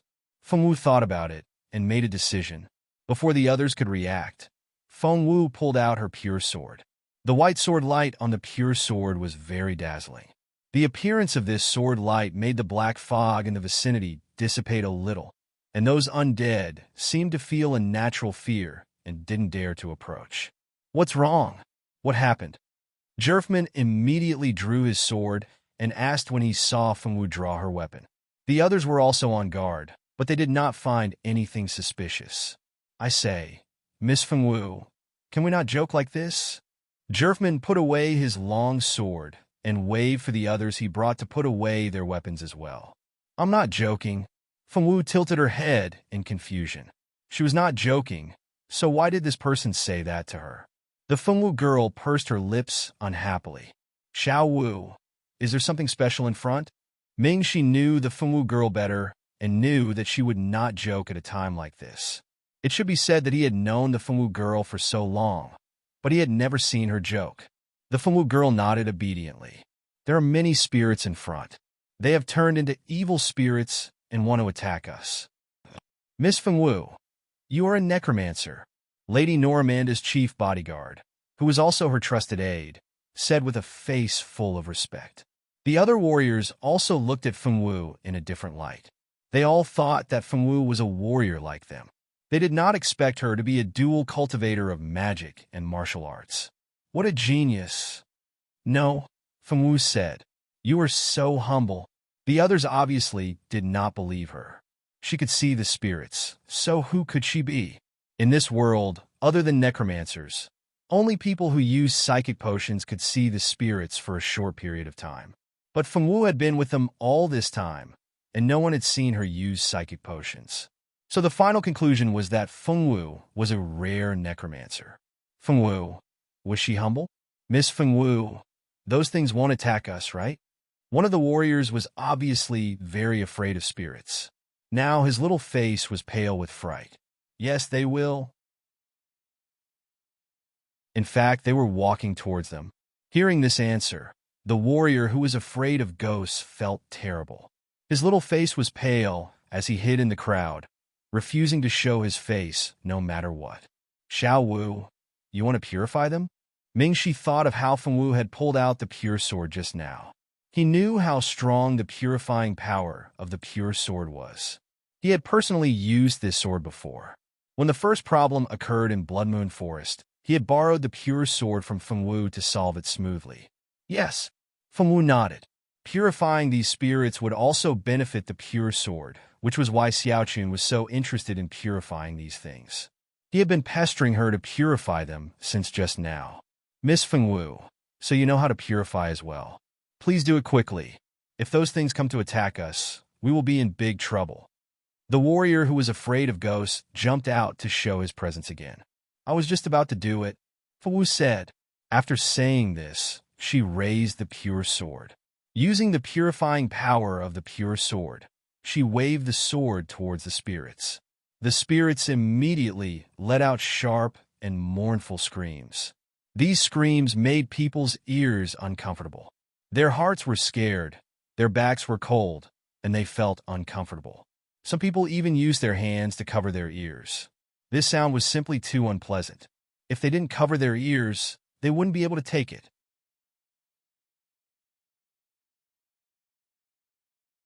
Chapter 593. These screams made people's ears uncomfortable. Their hearts were scared, their backs were cold, and they felt uncomfortable all over. Some people even covered their ears with their hands. This sound was simply too unpleasant to hear. If they didn't cover their ears, they wouldn't be able to bear it. This sound was completely strange. No matter how hard you covered your ears, you could still hear the miserable screams. The pain that was branded in the soul made people feel a trace of panic and fear. Finally, the screams gradually disappeared, and the undead recovered their senses. They looked blankly at Ming Shi and the others, somewhat at a loss. Someone wanted to step forward and ask something. Only after taking a step forward did they remember that they were already dead. Thinking that they were already dead, these undead's faces turned gloomy. Although knowing that they were already dead was not a pleasant thing, the undead still politely thanked Feng Wu and then dissipated into the sky one by one. They did not disappear, but rather reincarnated. Fengwu had purified their souls, giving them the opportunity to reincarnate. Although Fengwu was not a necromancer, she had also benefited a lot from helping the undead. The undead creatures disappeared one after another. The two that had been on Fengwu's side at first and had the most murderous aura stayed behind. They looked like they wanted to say something but stopped on second thought. It was obvious that they had something to say. Mingxi saw Fengwu staring at a place with a puzzled expression, so he asked her if something had happened. Fengwu naturally would not conceal it from Mingxi. She told Mingxi about the two undead's abnormal behavior. Mingxi guessed that the two undead might know something, so he let Fengwu ask them. Fengwu obediently began to ask the two undead why they were unwilling to leave. The two undead first gritted their teeth, somewhat embarrassed to speak. Finally, they told them a piece of news that surprised everyone. Of the two undead, one looked to be in his 50s, while the other looked to be in his early 20s. They said that they were father and son, and were just ordinary fishermen on the Coral Island. Not long ago, when the father and son were mining on the island, they dug out a cave that led to an unknown place. The father and son should have reported this matter to the higher-ups, but they were a little greedy and wanted to take some valuable things out of the cave before it was discovered. Although they were scheming, they never thought of hiding the cave. They just wanted to get some benefits before reporting it. What the father and son did not know was that their greed had harmed them and everyone else on the island. The father and son walked along the entrance of the cave. After walking for a long time, they finally reached the end of the tunnel. The end of the tunnel was underground. When the father and son reached the end, they found a 2-meter-long box at the end of the tunnel. The box looked very gorgeous, and it was even inlaid with many gems. The father and son were just ordinary fishermen. When had they ever seen such a precious gem? They were immediately dumbfounded. There was a white seal in the middle of the box, and the seal was filled with red magic incantations. If the father and son had not thought of taking advantage of the situation and had directly reported it, then with Madame Norman's knowledge, she would have discovered that it was a sealing scroll. Moreover, it was a very high-level sealing scroll. These scrolls were usually used to seal extremely terrifying monsters. However, the father and son did not have such knowledge. They only saw that the box was so precious and thought that the things inside the box must be even more precious. Therefore, they only pondered for 3 seconds before the father and son opened the sealing scroll together. Using a sealing scroll to seal a monster required a lot of power, but opening it didn't require that. Therefore, the father and son pair easily opened the sealing scroll on the box. When the scroll was opened, the father and son impatiently opened the box, wanting to see what treasures were inside. They did not expect that when the box was opened, they would only see a black mist rising into the sky. Then, they would not know what happened. The father and son were simply courting death. Moreover, before they died, they did not even see what was inside the box. Then, when they regained consciousness, they were already undead. The Fengwu girl purified their fiendish aura, allowing them to regain consciousness. What? So it was you two who brought disaster to our entire Coral Island. These warriors were so angry that they wished the father and son would die again. Because of their greed, so many people were killed, and the Coral Island was in such a state. The death of these two people was truly not to be regretted. If they had not died, they would have caught the father and son and killed them in front of everyone to avenge their dead brothers and the villagers. The dead father and son desperately apologized to them. Unfortunately, apart from Fengwu, no one could hear their words or see their ghostly figures. Therefore, their apology would never be heard or accepted by the warriors. You two deserve to die. As the young island master, Jerfman also wished that he could dismember the father and son. Unfortunately, the father and son were already dead. Moreover, it was unknown whether their corpses were still there. Take us to the cave. Mingxi was relatively rational. He did not waste time cursing. He just wanted to find the cave and solve the island's problem as soon as possible. However, he did not know what was sealed on this coral island that could turn the entire coral island into this state. This thing was by no means simple. The father and son were not really bad people. They just wanted to take advantage of others. They never thought of harming others. Now that they had harmed so many people, their minds were full of thoughts of making up for their mistakes. Because of this, even though they had been purified by Feng Wu's pure sword, they were still unable to reincarnate. Hearing Ming Shi's request, the father and son immediately agreed without thinking. The father and son led Ming Shi and the others to the cave they accidentally discovered. They went into the cave and led the way to find the box. The father and son walked at the front, followed by Feng Wu and Ming Shi. Ming Shi was afraid that Feng Wu would be in danger, so he held Feng Wu's hand and carefully protected her. Skycliff protected Ming Shi from behind.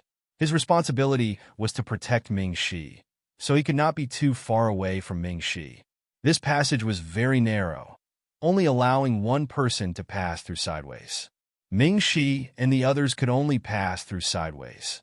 The island was clearly filled with black fog, but there was no black fog in this place. The air was unbelievably clean. This was probably why Madame Norman sent Cheng Jing to search the island, but they were unable to find the source of the black fog. When searching, everyone would take it for granted that the source of the black fog was the thickest place. Who would have thought that the place without any black fog was the real source? Feng Wu and the others walked for a long time before reaching the end. At the end of the passage, there was a very gorgeous-looking box, and the lid of the box was closed. From the gap in the box, they could see black fog constantly seeping out. The black fog did not rise into the sky, but instead seeped into the ground and disappeared. This strange sight made everyone frown. What do we do now? Why don't we reseal it? No one suggested to open the box. It was already scary enough that the box was only half closed. If they really opened it, who knew what kind of ghost would come out? Although it was unsealed, it was useless. The box had lost its seal, and whatever was inside could come out at any time. To the thing inside the box, there was no difference whether the lid was closed or not. "I'll seal it," Ming Shi said. As he spoke, he bit his finger and dripped a drop of blood. Then, he formed a complicated hand seal with both hands.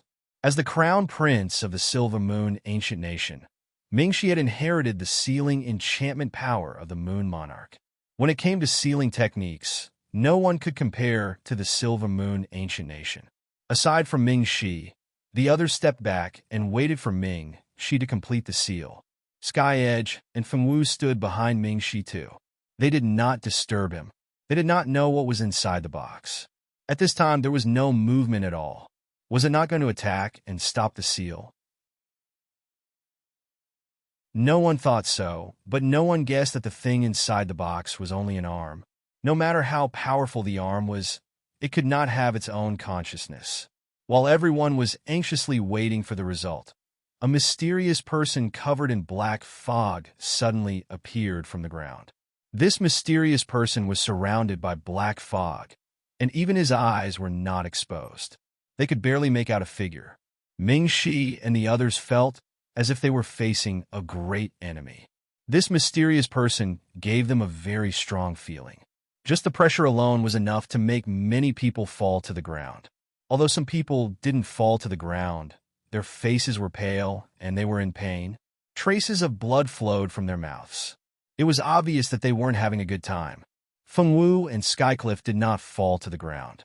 Skycliff's mouth was bleeding. Obviously, he had internal injuries. Feng Wu did not feel anything.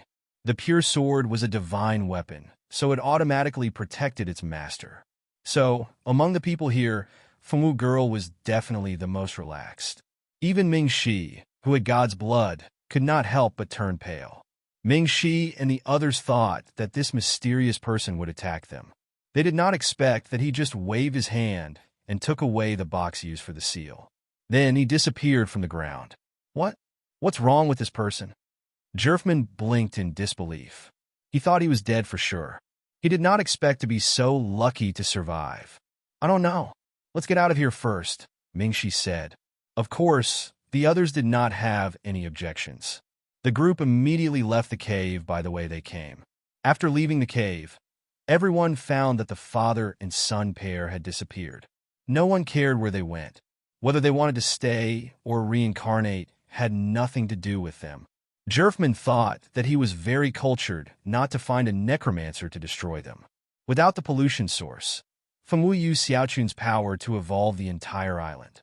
The mutated magical beasts and plants that had been eroded returned to their original appearance. But after the mutation, although the humans recovered, they could no longer live. Their bodies were still too weak.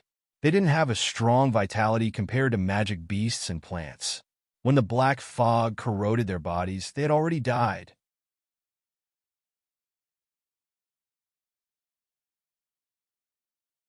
Chapter 594. Without the source of pollution, Fengwu used Xiaochun's power to evolve the entire island. The corroded, mutated magic beasts and plants returned to their original state. But after the mutation, although the humans recovered, they could no longer live. Their bodies were still too weak. They didn't have a strong vitality compared to magic beasts and plants. When the black mist corroded their bodies, they had already died. Under Fengwu's purification, the coral island was completely restored to its original state. At this time, Zicheng's black shadow had returned to his ship without anyone noticing. "You got it?" Zicheng asked, not surprised. "Yes." The demon ancestor's mood was obviously very good. It seems that this trip went very smoothly. Zicheng smiled gently. He had never doubted the demon ancestor's strength. Now that he had lost his physical body, he could only display a third of his original strength. "I met two very interesting fellows on this trip. One seems to be a descendant of the 4 great emperors, and the other is very special. Irene and Feng Juntian were about to think of a way to reach the island through the teleportation formation when a series of changes suddenly occurred on the distant coral island. The black fog that originally surrounded the island disappeared, and the mutated plants also disappeared, returning to their original state. The black seawater around the island also disappeared, and the seawater became blue again. When Feng Juntian brought Irene to the coral island, he saw that his sister Fengwu was also on the island. After that, the siblings, who had not seen each other for a long time, naturally sat together and chatted for a while. Irene was shocked to see Fengwu, who had not died in the Blue Moon world, appear alive in front of her. She never thought that Fengwu could come out of the Blue Moon world alive. The Blue Moon Duke was the second big boss in the book after the demon ancestor. This boss was not easy to kill, and the Blue Moon world was a world of its own. The only one who could escape from the Blue Moon world was the female lead who was cursed by the world's luck. If she had not hitched a ride with the female lead, she would not have been able to escape from that place. Fengwu didn't have the protagonist's aura, nor did she get a free ride. How did she escape? Irene was puzzled. She decided that when Fengwu was free, she would definitely ask Fengwu if anything else happened after she and Zicheng escaped. The matter of Coral Island had been resolved. As for what was inside the missing box, even Madame Normanda, the island master, had no idea. No one knew what was sealed in the box. In any case, no one had the confidence to snatch the box back from the mysterious man. The most important thing was that they didn't even know who the mysterious person was. Even if they wanted to rob him, they couldn't find a place to do so. Normanda didn't care about the box. As long as Coral Island could be restored to its former state, she would be very satisfied. After Fengwu and Ming, she resolved the matter of Coral Island. The two decided to return to the academy. Irene was among them. Irene also had the idea of returning to the academy. Furthermore, she had not returned as soon as possible because her injuries had not fully healed. Furthermore, she was worried that her savior, Feng Juntian, would die on the island.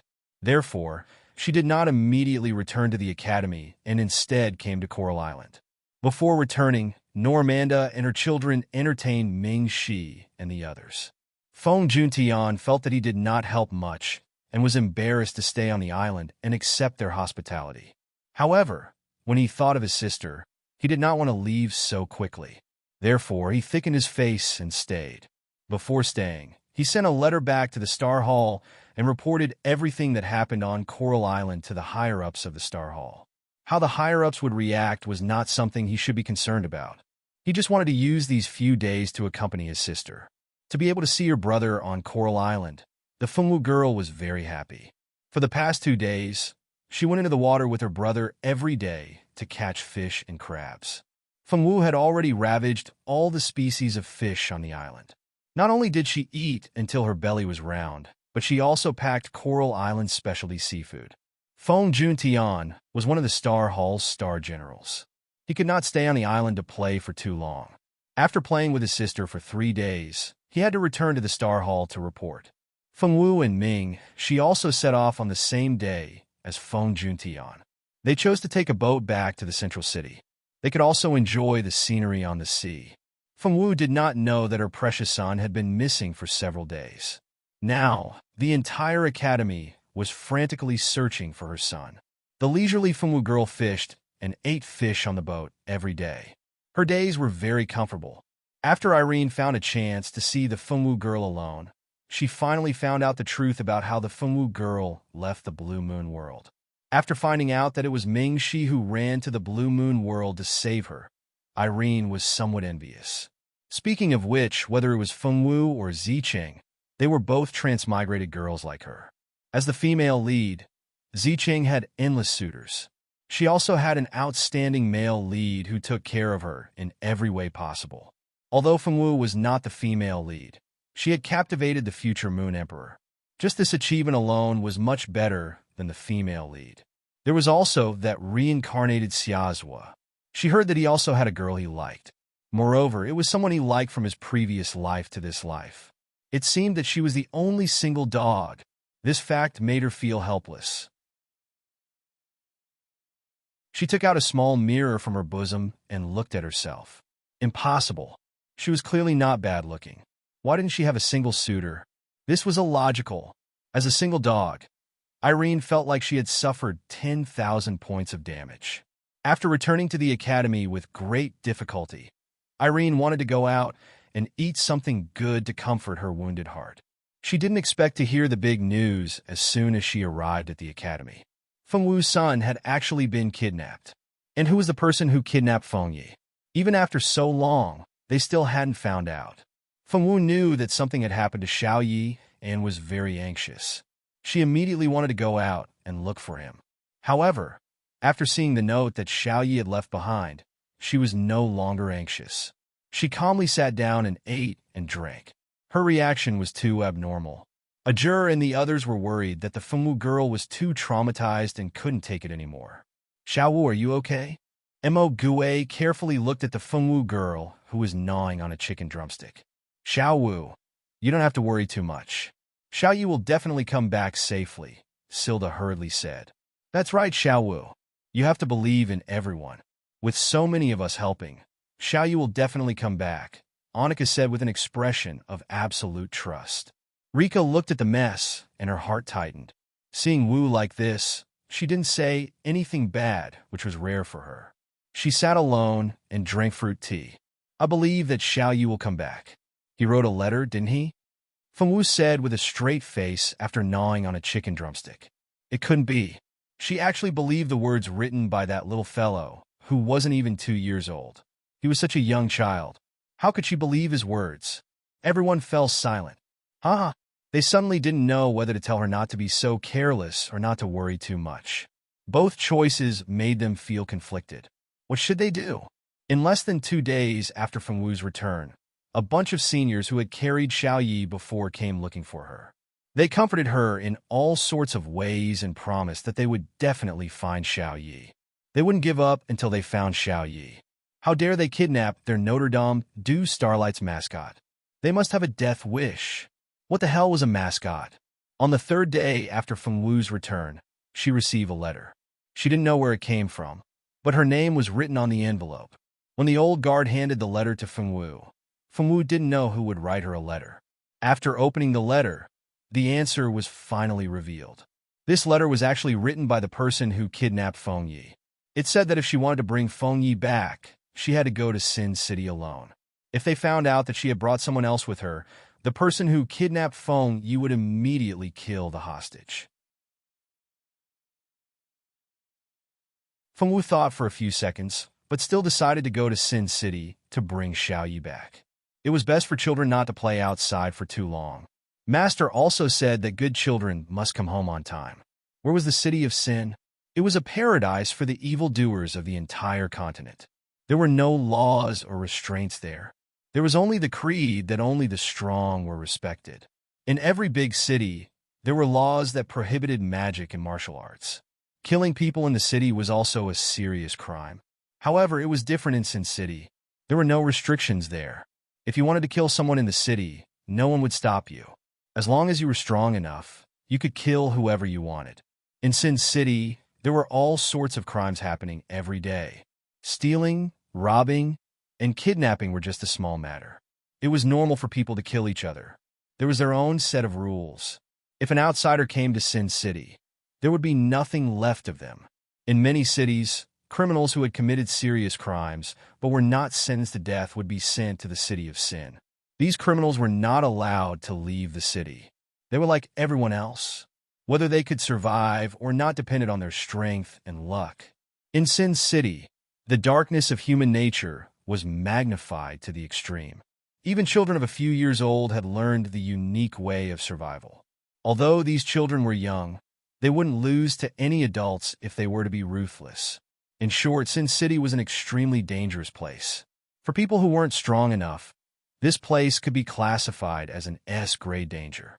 The Fengwu girl was going to enter such a city alone.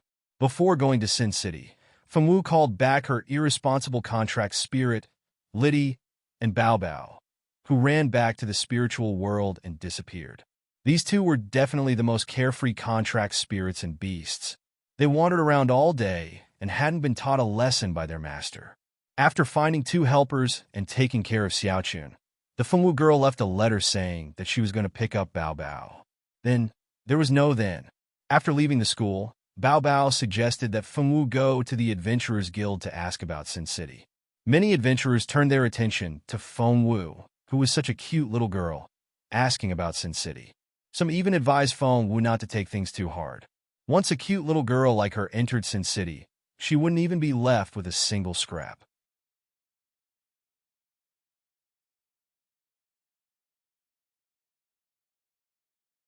Chapter 595. She found two helpers and took care of Xiaochun. The Fengwu girl left a letter saying that she was going to pick Bao Bao up. Then, there was nothing else. After leaving the school, Bao Bao suggested that Fengwu go to the Adventurers Guild to ask about the City of Sin. Many adventurers turned their attention to Fengwu, who was such a cute little girl, asking about Sin City. Some even advised Fengwu not to take things too hard. Once a cute little girl like her entered Sin City, she wouldn't even be left with a single scrap. Fengwu sincerely thanked the others for their kind advice. Then, she decided to go to Sin City to pick up Xiao Yi and Little Bun. The City of Sin was a criminal's paradise. There wasn't even a teleportation array in the city. How could there be a teleportation array in a place filled with criminals? If anyone dared to step out of the teleportation array, they would be torn apart by the vicious criminals guarding the teleportation array in the next second. Without a teleportation circle to the City of Sin, the Fengwu girl could only take the teleportation circle to the nearest teleportation circle to the City of Sin. After arriving there, she bought a ticket and boarded the Flying Beast carriage. She took the Flying Beast carriage to a small city near the City of Sin. A small city like this didn't have a teleportation circle. If she wanted to go far, she had to go to the relay station and take the Flying Beast carriage. On the Flying Beast carriage, there were all kinds of people. Fengwu had money on her, so she asked for a single room. She didn't sleep on the shared bed. Some people on the carriage saw that Fengwu was alone and dressed well. They wanted to hit on her. Those who didn't have eyes were all taught a lesson by Fengwu. Now, they all took a detour when they saw Fengwu. They didn't have the arrogance they had when they boarded the beast carriage. The smart Bao Bao and Liddy weren't worried about their little master's safety after knowing that he was kidnapped. Bao Bao guessed Feng Ye's identity. No matter who kidnapped Feng Ye, he didn't think that anyone could kill Feng Ye, the reincarnation of the Elf King. Although Liddy wasn't sure of Feng Ye's identity, she could already feel that her little master wasn't an ordinary person. Staying by his side would be very beneficial for her cultivation. Liddy expressed her deep condemnation and anger towards the bad guy who kidnapped her little master. After a long discussion, the spiritual creature, and the beast agreed that the kidnapper was someone who hated Feng Wu very much. These two people had been missing for a long time and had no contact with Hua Jin, but they still knew who he was. He wanted to kidnap Xiao Yi and send him out of the city quietly. He was also capable of sending the child to a place like Sin City and even setting a trap there. No matter how they looked at it, among all of Feng Wu's enemies, there was no one else who could do this besides Hua Jin. He wanted to kill Feng Wu all day long. Unfortunately, she didn't have the strength and influence to do so. Although Rika hated Feng Wu, based on their understanding of her, she wasn't a woman who would lay her hands on a child. These two people couldn't be related to Sin City. Therefore, after much thought, the only suspect they could think of was Hua Jin. However, even though Hua Jin was rich and powerful, it seemed impossible for her to have any connections with Sin City. Hua Jin was bent on becoming the Moon Empress, so it was impossible for her to take the initiative to provoke someone from Sin City. If news of him colluding with Sin City was exposed, how could he become the future Moon Empress of Silver Moon Ancient Kingdom? Therefore, although Hua Jin was the most suspicious, there was a possibility that she wasn't the culprit. After much thought, Hua Jin was still the most suspicious. Let's not think about it anymore and focus on the most suspicious person first. Hence, the spirit and beast irresponsibly listed Hua Jin as the most likely suspect. Hua Jin still didn't know that he had been irresponsibly targeted so easily. So, it's Hua Jin. It must be Hua Jin. Liddy grabbed Feng Wu's arm agitatedly. She's the most suspicious, said Baby. Why did she kidnap Xiao Yi? Feng Wu asked, unable to figure it out. To lure you out, of course. This was the explanation Baby came up with. We clearly see each other often. Why did she use such a method to meet me? Feng Wu was even more puzzled. What a strange person. We clearly see each other every day. Why did she use Xiao Yi to lure me out? The Feng Wu girl wondered, perplexed. She must have lured you out to kill you. You two see each other every day in school, but she can't possibly kill you in front of so many classmates. How can she kill you if she doesn't lure you somewhere else? Baby rolled his eyes in exasperation. It had been some time since they last met, but the Feng Wu girl had not improved at all. Kill me? Feng Wu thought for a moment.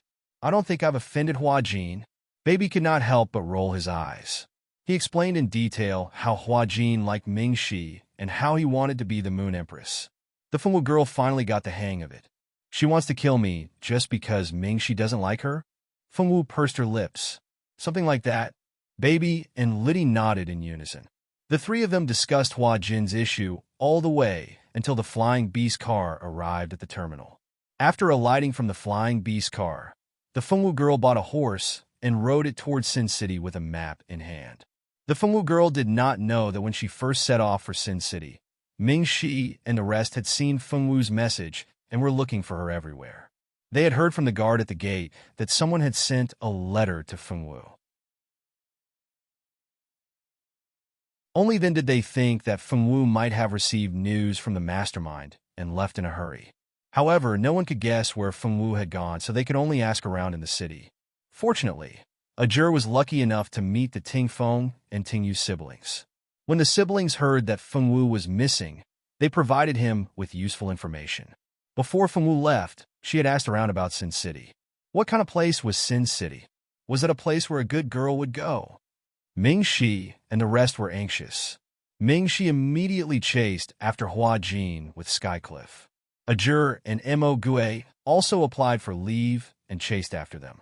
Silda and the rest also wanted to help, but Ming Shi politely rejected them.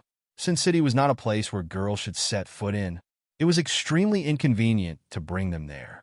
It was very likely that they would get into a conflict with others to protect Feng Wu before they could find her. This would be extremely disadvantageous for their rescue mission. Silda and the rest knew that they would be a burden if they went, so they did not insist on going. They reluctantly stayed behind to wait for news. Although Ming Shi and Ajur gave chase as fast as they could, they were still slower than Feng Wu and did not get into the same Flying Beast car as Feng Wu.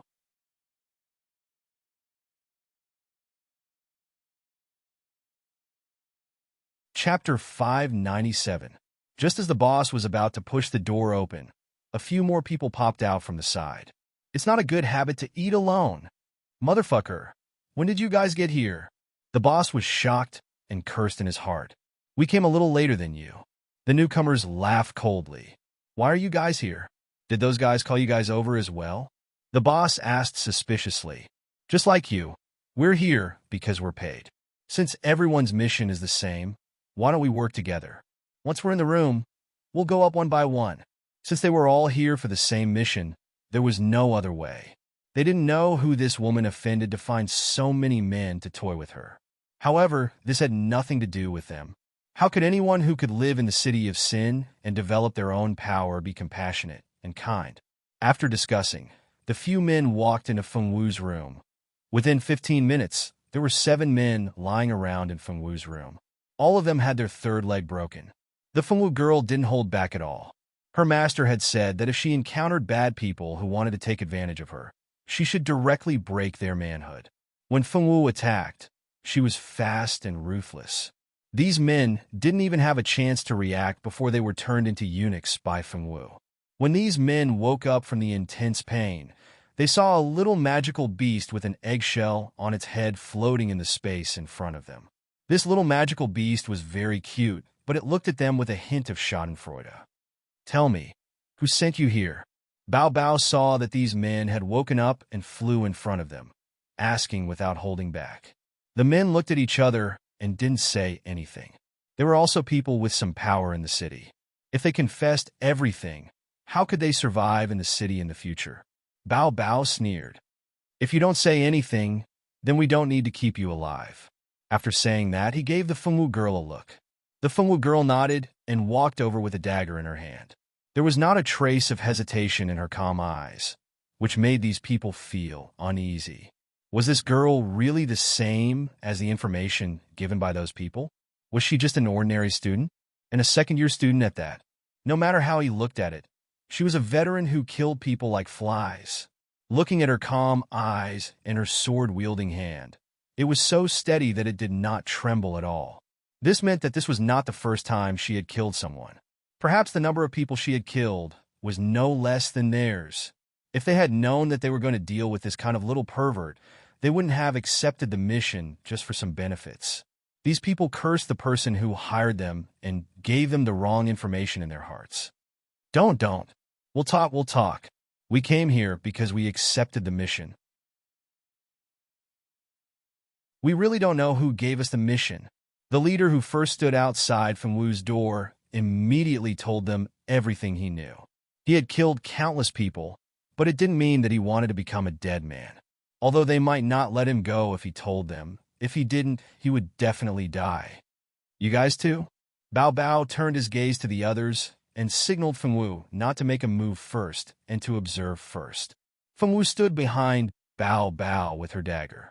She did not make any moves to attack, which made these people sigh in relief. The others immediately nodded, afraid that the person and beast in front of them would kill them if they were too slow. What's the mission content? Bao Bao asked again. These people did not dare to hide anything and obediently told Feng Wu and Bao Bao everything they knew. It turned out that in the city of Sin, there was a black market. Somewhere in the black market, it was a place where missions were given and accepted. These people in the black market accepted the mission to destroy Feng Wu's innocence without harming her life. There were all kinds of strange missions in the black market. The people who accepted this mission did not care. After all, the mission was simple and there were benefits to be gained. Hence, some people who were interested in this mission accepted it. Usually, a simple mission with good rewards like this would not be accepted by small people. The few people who accepted this mission were not ordinary people.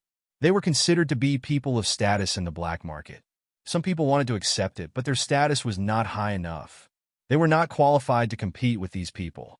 If they had known that they were not going to face a little sheep who had not graduated from school, but a legendary monster wearing sheepskin, they would not have rushed in without bringing others. They had thought that the main purpose of coming to this room was to have sex with a woman. They had not expected that they would become prisoners and even have their manhood broken. If they could leave this place alive, just the money needed to treat their manhood would not be a small amount. This business was simply too bad. After Bao Bao asked everything he wanted to know, the Fengwu girl raised her sword and walked over. Although there was no murderous intent in her eyes, her actions said everything. You didn't keep your word. You said that you would not kill us after we told you everything. These people shouted like crazy. Hey, don't talk nonsense like that. When did Bao Bao say that I would spare your lives if you were serious? Bao Bao won't take the blame for this. Bao Bao impolitely glared at these people. These people thought for a while, and it seemed to be the case. Oh, this strange little magical beast and that strange girl who didn't speak actually didn't say anything like not killing them. These words were just made up in their minds. Fengwu used her dagger to stab a hole in each of their hearts, sending these bad guys to hell. Fengwu would never be merciful to such bad people. Her master had said that letting these bad people go would only harm more people. Therefore, when she encountered these bad people, she should kill them if she could. She must not give them another chance to commit crimes. The Fengwu girl was an obedient girl, especially when it came to her master's words. As long as it was her master's words, she would remember them in her heart and review them from time to time. After killing these people, Fengwu also dealt with the small fries guarding outside. Fortunately, these people thought that they had entered the room to play with women, so they didn't want to make too much noise. They even put up a soundproof enchantment, which created an opportunity for the Fengwu girl. They couldn't even call for help and just hung in the Fengwu girl's room.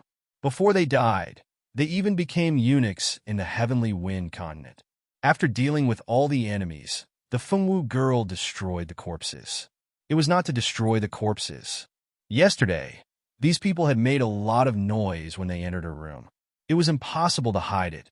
Destroying the corpses was impossible. The reason why the corpses were destroyed was because the Fengwu girl and Bao Bao felt that the corpses were too ugly to be placed here. After the corpses were dealt with, this room naturally could not be stayed any longer. In the middle of the night, Fengwu ran to the front desk to change to another room. Seeing her come down from the room, the staff at the front desk looked at her differently.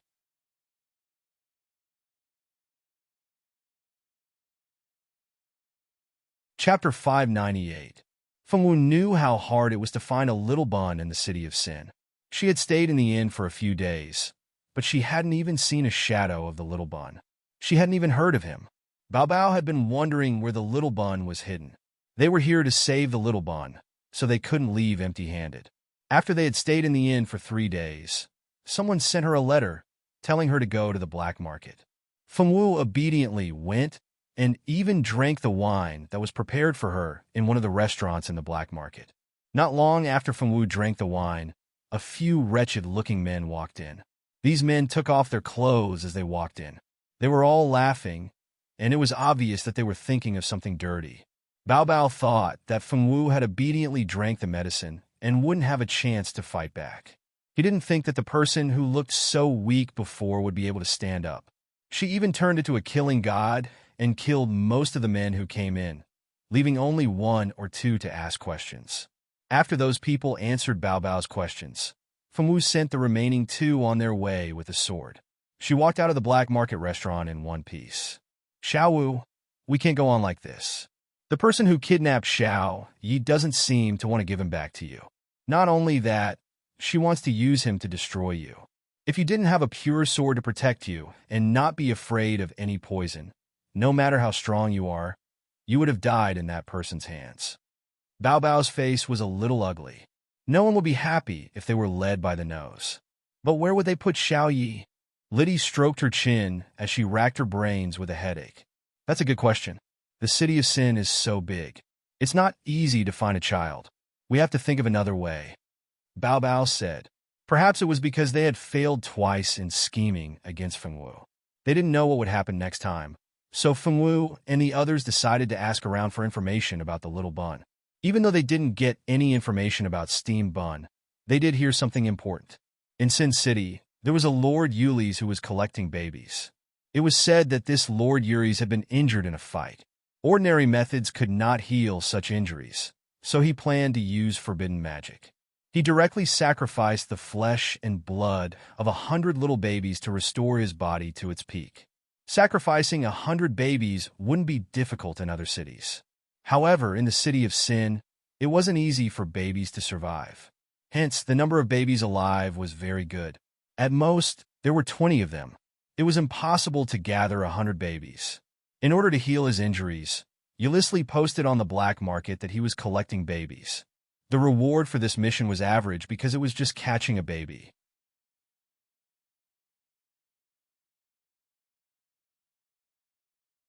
After arriving, they had been asking about Fengwu Girl. It was probably because they didn't know if the Fengwu Girl was a powerful opponent, so no one dared to tell them about Fengwu's whereabouts. Fengwu had also been cooped up in her room every day, so she couldn't find anything even after searching for many days. You're saying that Ming-Shi and the others are also here? Bao Bao and Fengwu's eyes lit up at the same time. That's great. This is much easier. Go and find Ming-Shi immediately and ask them to find a way to sneak into Ulysses' place and bring Xiaoyi back. Bao Bao excitedly flew in front of Liddy. There was no other way. There were too many people watching Xiaowu. They couldn't make a move even if they wanted to. If they weren't careful, they would be caught by those people outside. It was different for Ming-Shi and the others.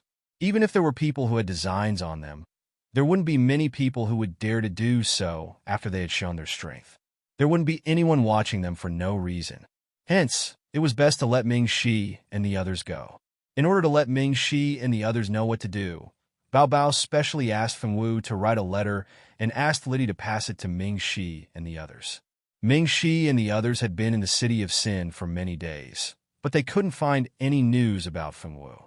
The only thing they could be sure of was that Fengwu had indeed entered the city of Sin a few days ago. As for where she went after she entered, there wasn't any news about her. Ming-Shi and the others were very anxious. As the days went by, there was still no news about Fengwu. Every day, they wondered if something had happened to Fengwu. She was so innocent. What if she was deceived and hurt by someone? Thinking of this, Ming-Shi was very worried. Come and see. This is a letter from Xiaowu. A juror suddenly waved the letter in his hand and shouted. Ming-Shi and Mo Gui immediately gathered around. Whether it was the handwriting or the tone of the letter, it was exactly the same as Fengwu's. They could be sure that this letter was indeed written by the Fengwu girl. But the question was, why didn't Fengwu come to find them when she knew they were here? Instead, she sent such a letter to tell them what to do? Could it be that this letter was sent by Liddy? Why didn't she show herself and let us see her? Mo Gui scratched his head in confusion. It should be because of the spirit-purifying array in the city.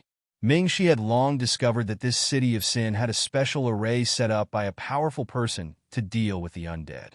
As long as someone died in the city of Sin, they would be forcibly purified and sent away by this array. So in the city of Sin, there were no souls. Even if a soul appeared occasionally, it could only exist for about a quarter of an hour before being purified by the array.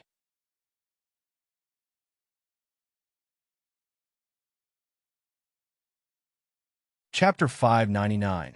It should be because of the spirit-purifying array in the city.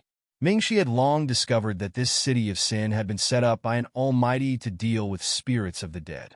As long as someone died in the city of Sin, they would be forcefully purified by this array and sent away. Hence, there were no spirits in the city of Sin. Even if spirits appeared occasionally, they could only exist for about 15 minutes before being purified by the array. After the purified spirits, no matter how vicious and evil they were when they were alive, they would be sent to where they should go.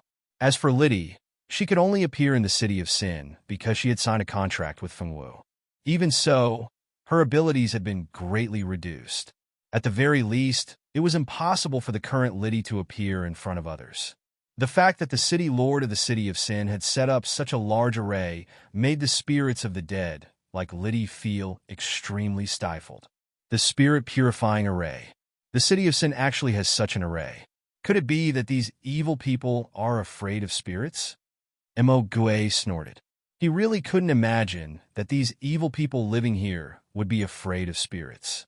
From what I know, this spirit-purifying array was set up by the city lord of the city of Sin, who found a necromancer he was on good terms with, because there are people dying in the city of Sin every day.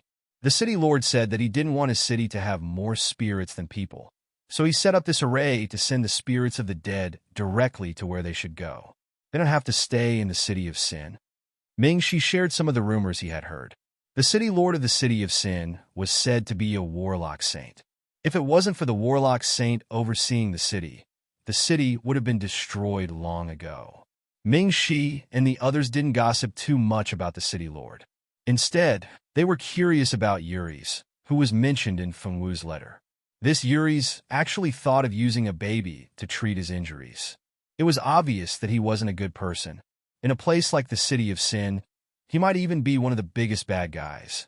For such a bad guy to pamper Xiao Yi so much, no matter how one thought about it, there was something wrong. As for Yuri's attitude toward Xiao Yi, it was Bao Bao who asked Fengwu to add in. Fengwu girl was never a girl who would exaggerate things, so she only wrote down what Liddy saw and did not add any personal opinions. Knowing that Xiao Yi was with Yuri's, they naturally had to bring the child back. Once they found Xiao Yi, they could bring Fengwu back to school. In the City of Sin, it was either fighting or killing all day long. From the calm faces of the people on the streets, Ming-Shi and the rest could easily guess that this kind of drama was being played out every day. Fortunately, although the security in the City of Sin wasn't very good, and there were always people thinking of ways to kill people on the streets, the cleanliness of the streets was still pretty good. It was said that this was because the city lord was a clean freak. He couldn't bear to see his city in a mess, so no matter if it was a fight or a murder, as long as someone dirtied the streets, he would definitely clean up the dirty area. The streets were so clean that there wasn't even a litter of fruit peels. Even if someone accidentally spat on the streets, after spitting, they would clean up the area they spat on without leaving any traces. Clean streets and evil people who cared about hygiene. This was the only good thing about the City of Sin. After finding out where Xiao Yi was, Ming-Shi, Ajur, and the rest sneaked into Yuri's house that night. Yuri's was a famous person in the City of Sin. He was very strong and ruthless. He was used to torturing his opponents until they were unrecognizable before sending them on their way. Most of the people in the City of Sin didn't dare to talk too much about this big pervert. Those who dared to gossip about him were only a few people who were as strong as Yuri's or were stronger than him. The house that Yuri's lived in was considered a luxurious house in the City of Sin. Not only was it spacious, but it was also very luxurious. In the City of Sin, as long as you were ruthless enough and had enough strength, you didn't have to be afraid of living a poor life. Yuri's was undoubtedly one of the group of people who had a good life. He was ruthless enough and strong enough. It was very normal for him to own such a big house. Ming-Shi and the rest spent some money to inquire about Yuri's. When the person who sold the information saw that they were only asking about things that everyone in the City of Sin knew, he straightforwardly told Ming-Shi everything he knew. Ming-Shi and the rest found out from the person who sold the information that Yuri's was a criminal who had been sent to the City of Sin from outside. He had killed many people in the city he was in and had been discovered by the law enforcement team. Yuri's family had a big business in the area. Hence, he spent some money to have the death sentence changed to exile in the City of Sin. This time, Yuri's had found a good place. There were no laws in the city. If you wanted to kill, you could kill. If you wanted to hurt, you could hurt. As long as you were stronger than others, no one would dare to stop you. In the City of Sin, Yuri's had done countless things of abuse. This guy seemed to have a hobby of torturing people. The more he tortured people, the more pleasure he got. He was simply a psychopath. Knowing that this was a psychopath, Ming-Shi and the rest didn't dare to let their guard down. After entering Yuri's house, they split up to look for Xiao Yi. Where was little Yi? He was now in Yuri's room. He didn't want to see this perverted little bun at all. That day, after he was taken away from Central City by the fake couple, they sent him to the City of Sin and sold him to this psychopath, Yuri's. This guy laughed disgustingly the moment he saw him and even liked to hug him. Little Bun expressed that he didn't like being hugged by a bad guy he didn't know. He even kicked Yuri's twice. Yuri's wasn't angry at all. If other people saw such a strange reaction, their jaws would drop. Yuri's doted on little Yi, but little Yi felt goosebumps all over his body. "Mommy, There's a bad guy here who wants to kidnap your son. Little Bun was afraid that Yuri's had bad intentions towards him. He wasn't an ordinary Bun. Yuri's had to be careful if he wanted to do anything to him. Little Yi waved his little fist proudly in his heart. Little thing, you're really the most vigorous existence I've ever seen. Although I don't know where those two idiots got you from, I really have to thank them for sending you to my side. With you, there's no need for those other trash to exist. It started again. Little Yi couldn't help but roll his eyes in his heart. This psychopath loved to watch him say strange things. No one was responding to him, but the more he talked, the less excited he became. There's a psychopath here with Mommy. Little Bun was considering whether he should end his trip and go home. Little Yi expressed that he didn't want to stay with this psychopath at all. But when he was on the ship, he heard that those who wanted to bully Mommy would lure Mommy here. Should he stay here and wait for Mommy to pick him up? Or should he let Little White carry him back? This was a difficult choice. Today, this psychopath was a little strange. After talking to him, he didn't go to sleep immediately. Instead, he walked him to a mysterious altar in the backyard. After walking to the altar, he placed Little Bun in the center of the altar. Then he muttered something, and his eyes revealed an unconcealable excitement. Although this psychopath always looked excited when he looked at him, he was especially excited tonight. He was so excited that he was a little crazy. This guy couldn't be so excited that he really went crazy, right? Little Yi thought to himself helplessly. Reality proved that this little guy was thinking too much. As a bad guy with a strong heart, Yuri's wouldn't go crazy so easily. As a villain, most of his heart's endurance was pretty good.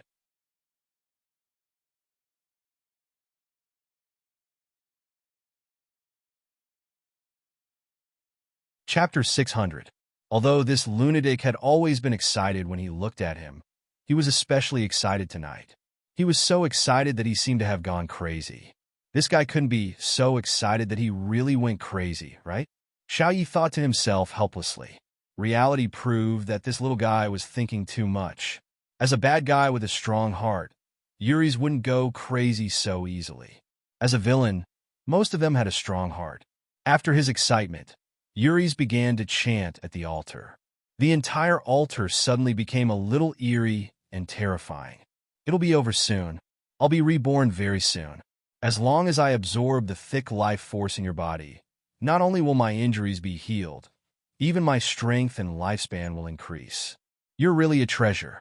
You're the best treasure that the heavens have given me, Yuri's. This lunatic must have a cat biscuit in his brain. Xiao Yi wrapped him up and appraised him. At this moment, not far from Yuri's, Mingxi and the rest were also slowly approaching the altar. Mingxi was just about to go upstairs to check when he saw Yuri's bringing Little Bun down. Mingxi didn't dare to follow too closely and could only follow from a distance. He wanted to see what Yuri's wanted to do. When he found out that this guy actually wanted to sacrifice Little Yi to obtain life force and lifespan, he couldn't tolerate it. Such a cruel method was clearly beyond the limits of Mingxi's tolerance. Mingxi unsheathed his long sword and suddenly attacked Yuri's with a Jur and the other two, who had come to meet up with him. A magic array suddenly appeared behind Yuri's to protect him, causing Mingxi and the rest sneak attack to fail. So 3 rats sneaked in. Don't worry. Wait for me to complete this sacrifice. Then I'll deal with you guys properly. Seeing Mingxi and the rest suddenly appear, Yuri's didn't panic at all. He only glanced at Mingxi and the rest indifferently and continued with his work. Obviously, in Yuri's heart, completing the sacrifice was more important than anything else. As Yuri's incantation became more and more complicated, the entire altar began to blow violently, as if something was about to descend. Little Bun stared curiously at the changes in his surroundings. There wasn't even a hint of fear in his big eyes. The faces of Mingxi's team of 3 sank, and they began attacking the altar furiously. Unfortunately, it was already too late. The altar had been activated. Mingxi and the other 2 had ugly expressions on their faces. Was Little Bun really going to be sacrificed? Was such a cute child really going to leave them? Just as Mingxi and the others were worried, the gale stopped. The thing that wanted to descend ran away. Yuri seemed to have suffered a backlash. He instantly aged 50 years, turning from a young man in his 30s to an old man in his 80s. Not only had Yuri's aged, but his essence, energy, and spirit had also withered significantly. He was like a real old man, his entire body emitting a thick aura of death. No, this is impossible. It can't fail. It took me so much effort to find a perfect offering.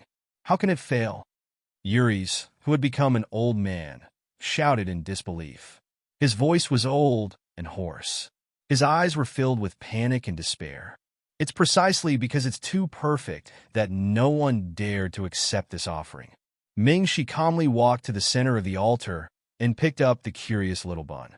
He didn't know if this little thing knew that he was almost sacrificed. If it weren't for his special background and extraordinary background, he would have been successfully sacrificed by this fellow. Ming-Shi had no sympathy for such a pervert. He ended this pervert's life with a single stroke of his sword to prevent him from becoming even more perverted and harming other children. Little Bun was saved and Yuri's was dead. When Fengwu received the news, she immediately ran to meet up with Ming-Shi. Then, under the resentment of some people, the group left Sin City in one piece. It failed again. Fengyi, didn't you say that it would be foolproof? Why did it fail again? Hua Jin shouted. He couldn't believe that their well-planned plan had failed again. That Fengwu is a little unusual. It seems that we can't deal with her using normal methods. I'll think of another way. Feng Yi said calmly. Feng Yi originally thought that dealing with a young lady would be a piece of cake. He did not expect that Fengwu would come out of Sin City unscathed. Not only was she unharmed, she even saved the child. This time, they were on guard. It would be harder for them to take action in the future. However, it was more interesting this way. If they killed someone too easily, it would be meaningless, right? Fengwu and the rest returned to school safely with Little Bun. Teresa blamed herself and was sad that Little Bun had met with danger this time. In order to make up for it, she brought all kinds of exquisite baby food as an apology gift. Little Bun was a foodie like his mother. After receiving so many gifts, he immediately forgave Teresa. While Fengwu was overjoyed, Hua Jin had a bad feeling about it. Ming-Shi came to look for her today. Unfortunately, it was to warn her that if she dared to harm Fengwu again, he would also take action against her. Ming-Shi's heartlessness made Hua Jin feel hopeless. They grew up together. Were they not the most compatible? Why would Ming-Shi want a woman who had given birth to a child before instead of her? Why? How am I worse than Fengwu? Ming-Shi, of course, would not answer her question. Under Ming-Shi's threat, Hua Jin had no choice but to return to Silver Moon Ancient Kingdom. Ming-Shi said that if she did not leave, he would immediately use his power to make her unable to leave. She knew that Ming-Shi was telling the truth. He would not show mercy to his subordinates. Not at all. The heartbroken and desperate Hua Jin's hatred deepened, but she still decided to leave the school. She could not let Ming-Shi hate her even more. Although she insisted that she was not the one who kidnapped Fengwu and asked her to go to Sin City, Ming-Shi did not care what she said and insisted that she was the one who did it.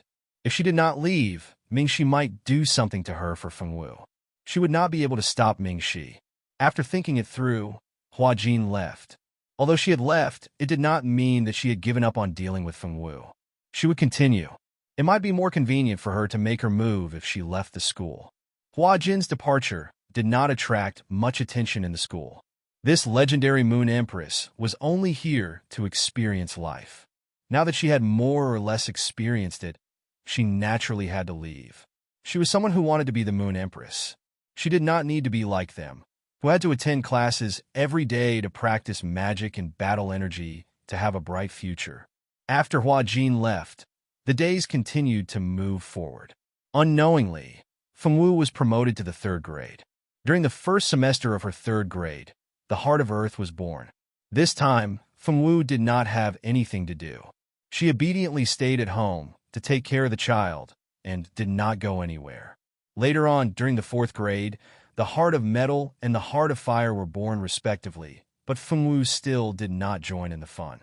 Irene and Ziqing, on the other hand, went every time.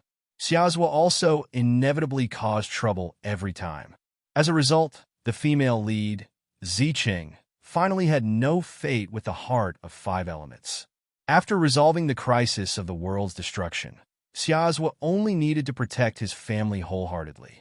Meanwhile, Irene and the female lead had started to become enemies. Irene had ruined the female lead's opportunities several times. It would be strange if the female lead did not hate her. Irene was now fighting with the female lead every day. Every now and then, they would tear into each other. In these 2 years, another major event happened.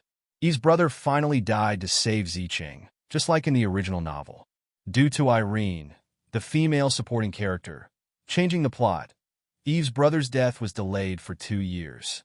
Unfortunately, he still could not escape his original fate. In the end, he died gloriously to save Zicheng. Not long after Eve's brother died, Eve also died to save the female lead. It was said that the female lead cried for a few days when this happened, shedding a few crocodile tears.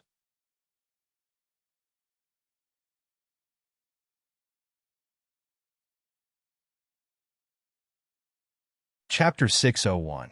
In these 2 years, Eve's brother finally died to save Zicheng, just like in the original novel. Because of Irene, the female supporting character, changing the plot, Eve's brother's death was delayed by 2 years. Unfortunately, he still couldn't escape his original fate. In the end, in order to save Zicheng, he died gloriously. Not long after Eve's brother died, Eve also died to save the female lead.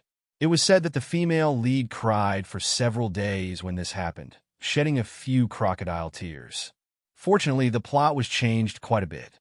Other than Eve, many people who were supposed to be harmed by the female lead didn't do all kinds of stupid things for the female lead like in the original novel.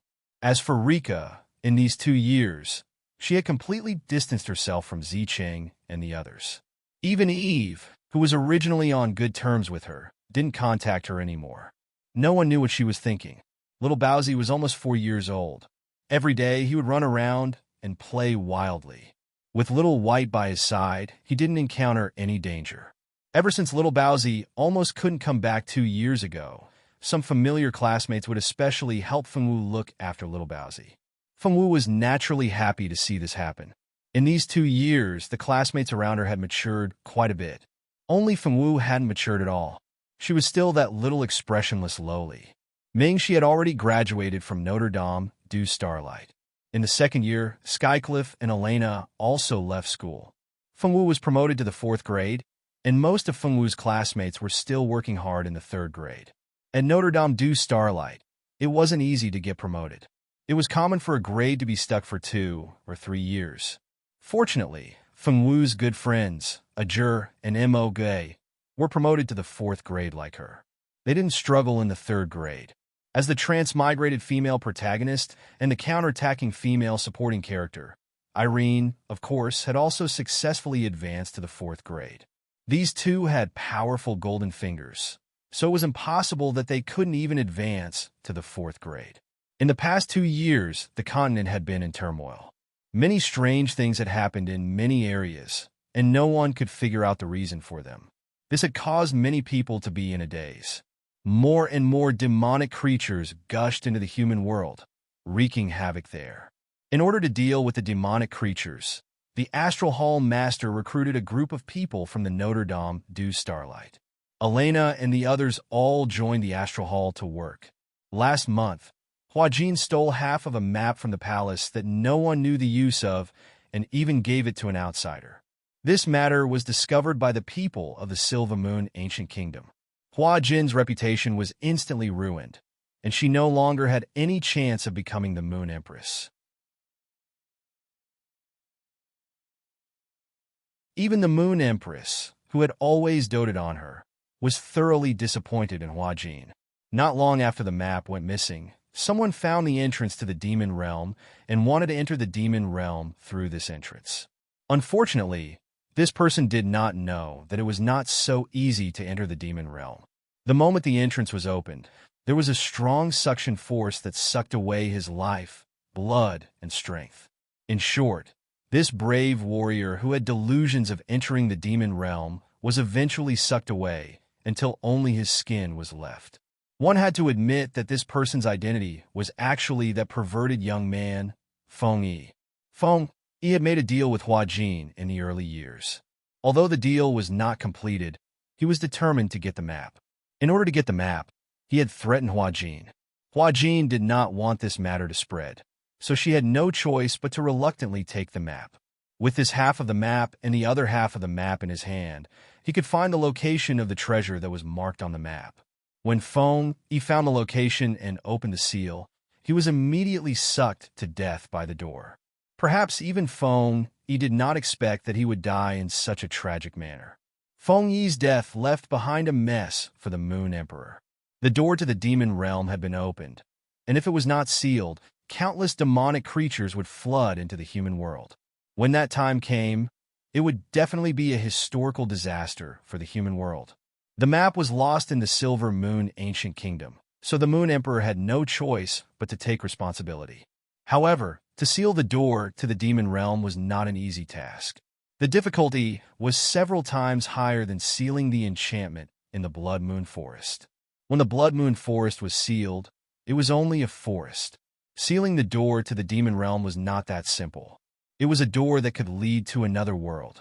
In order to seal the door to the demon realm, the Moon Emperor had used up too much of his demonic power. It would take 3 to 5 years for him to recover. The Moon Emperor's power was greatly reduced, and at this time, he passed the throne to the prince, Mingxi, who had already grown up. Mingxi became the Moon Emperor and became the youngest ruler of the 4 great empires. In the same year, the Sun Emperor announced his abdication. The new Moon Emperor was the nephew of the old Moon Emperor. He was the child of the old Moon Emperor's brother. This child inherited the strongest bloodline of the Sun Emperor's family. Only he could succeed the Moon Emperor and take on the responsibility of protecting the human world.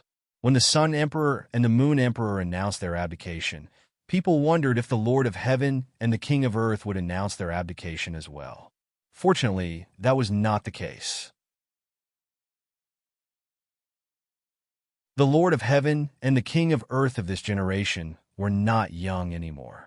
However, in these 2 empires, the successors of their bloodlines had just grown up. They still needed time to train.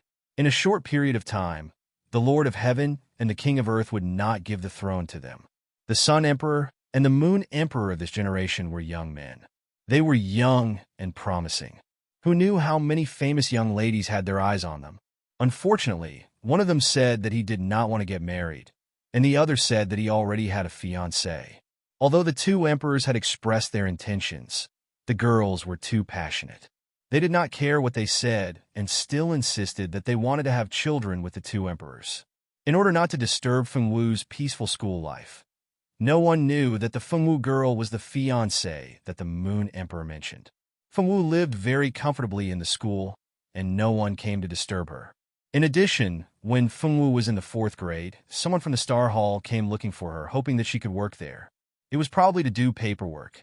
It was obvious that Feng Juntian had used his connections to help her get this job.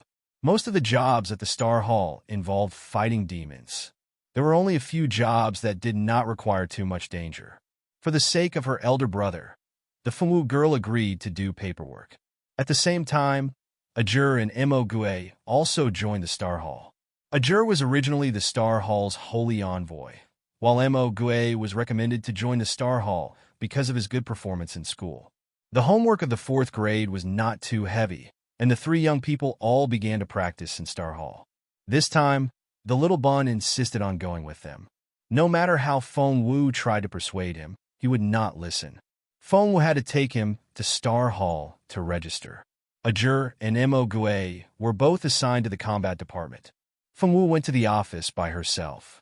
Along with her was Steam Bun Knight, who was unwilling to leave Feng Wu no matter what. Working at the Star Hall was an extremely rare opportunity. There was no other person who dared to bring their child along like Feng Wu. Feng Wu didn't know any of that. She kept a straight face and went to the office area where the clerks worked. Most of the people who worked here were not very strong, or it could be said that they were trash. When they entered the office area, they saw a few men and women writing on the table. Here, a young man wearing glasses noticed them and walked over with a friendly smile. "You're Feng Wu, right? Welcome to the paperwork office. Today there are 2 other newcomers besides you. You can sit here and wait for a while. Once everyone is here, I'll arrange work for you." The handsome young man wearing glasses smiled very amiably. Fengwu nodded indifferently. The man was not dissatisfied with Fengwu's coldness. His smile was still sincere. However, when he saw a certain little steamed bun, his smile became a bit distorted. This child is... The young man wearing glasses pointed at Xiao Yi with uncertainty. He began to wonder if he had been working too late last night and was hallucinating. This is my son, Feng Yi. Fengwu introduced him. Your son? No. I mean, why is he here? This was the first time the young man wearing glasses had seen someone bring their child to work. He felt a bit uncomfortable. He doesn't want to be alone. He wants to follow me, Fengwu girl said with a bit of grievance. Xiao Yi didn't want to play by himself and kept pestering her to work with him. Fengwu girl had no choice but to agree. She felt that her son was getting harder to communicate with as he grew older. Could it be that he had reached the legendary rebellious stage? The young man wearing glasses didn't know what to say. Would someone bring their child to work on the first day of work? Was there anyone? Could you find a second one? No. Even if it's not the first day of work, you can't bring your child to work. This is a serious inconsistency between public and private affairs. You should be severely criticized. Just as he was about to tell Fengwu that she couldn't bring her child to work, a girl suddenly rushed in from the door. This girl was wearing the work uniform of the Star Hall's document processing room. Her hair was tied up in a high ponytail.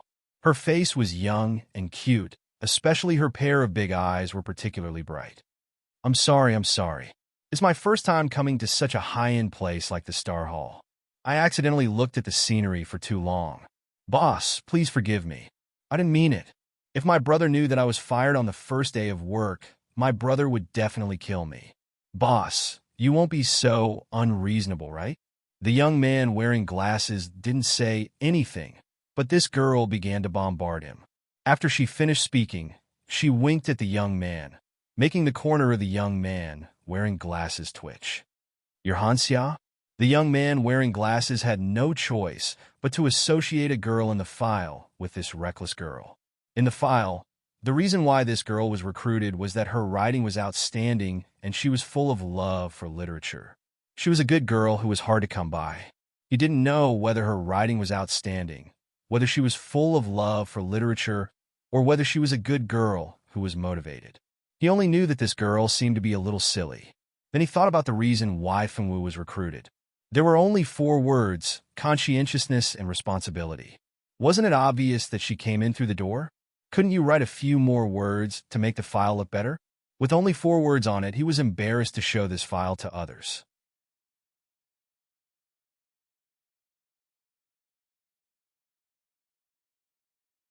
Chapter 602. He didn't know if she was an outstanding writer, or if she was passionate about literature, or if she was a good girl. He only knew that this girl was a little silly. Thinking about Fengwu's reason for being hired, it was only 4 words: conscientiousness and responsibility. Wasn't it obvious that she was hired through the door?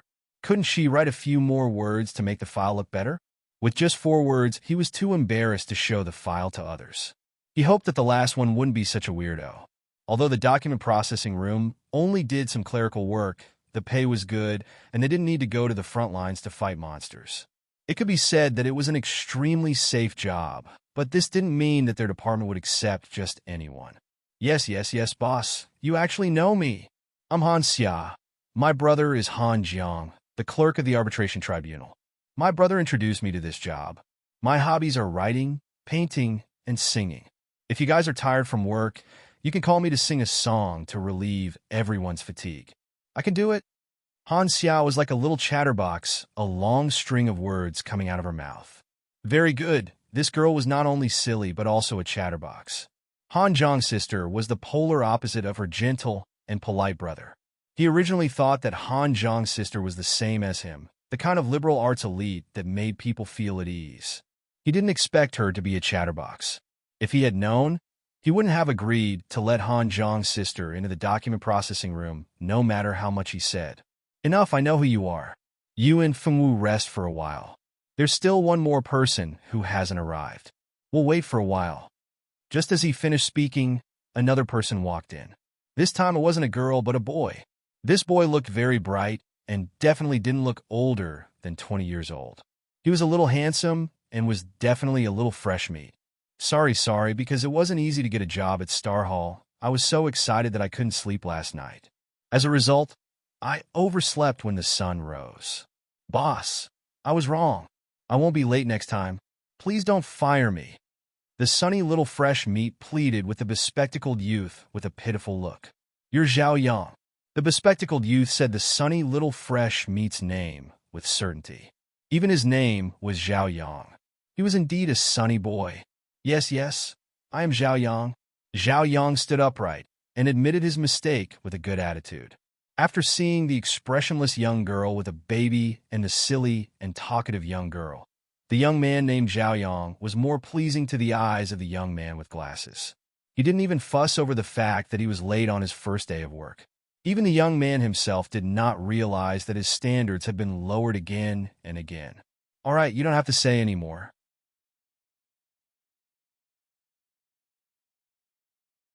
Just be careful not to be late next time.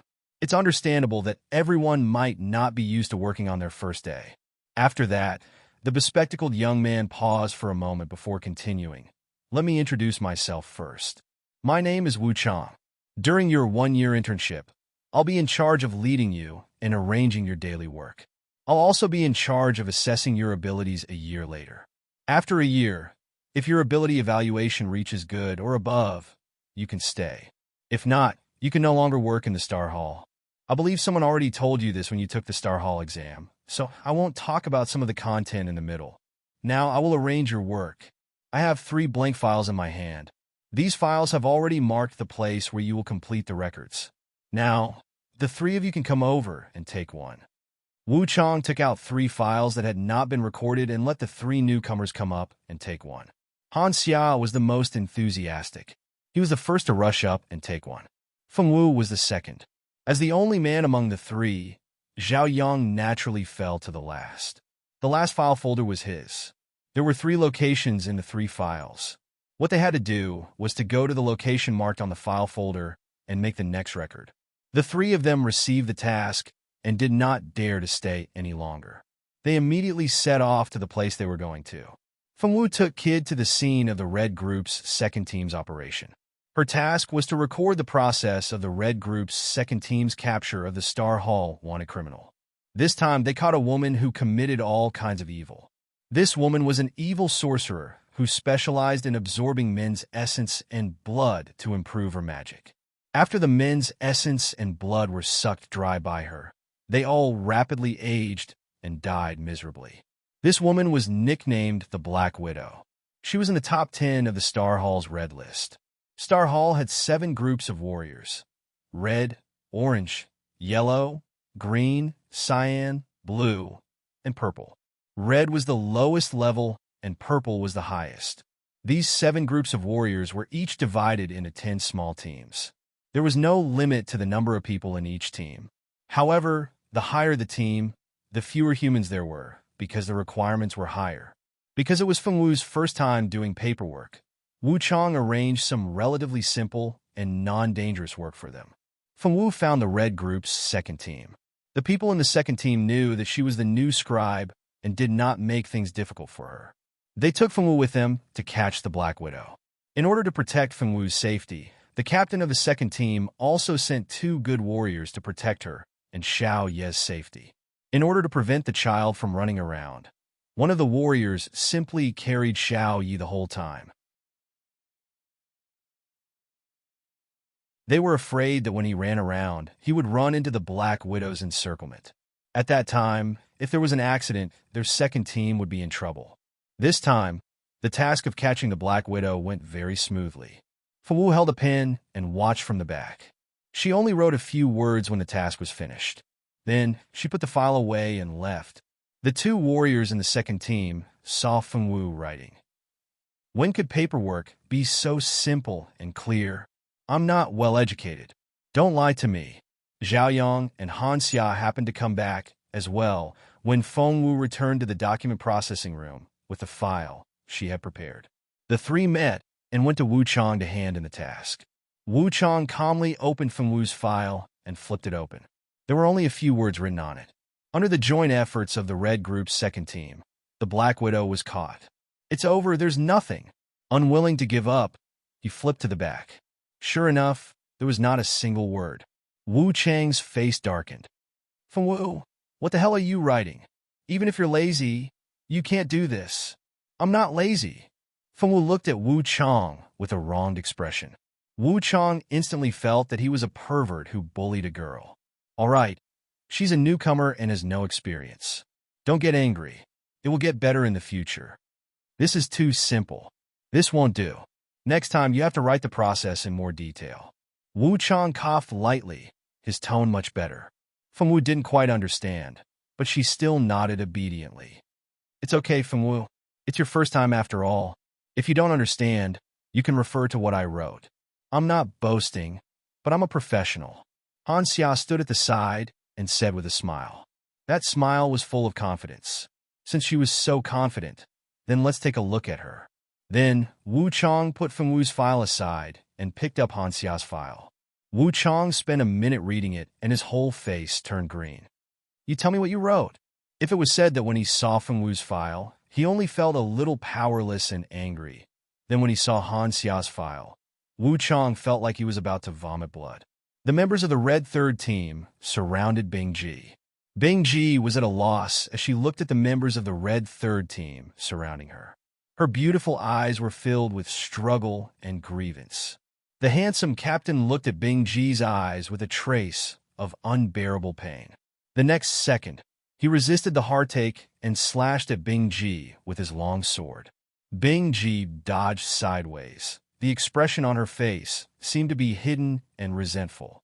Captain Red Group couldn't bear it and closed his eyes, but he still didn't forget his responsibility. He was a warrior of the Star Temple. All the monsters must be eliminated.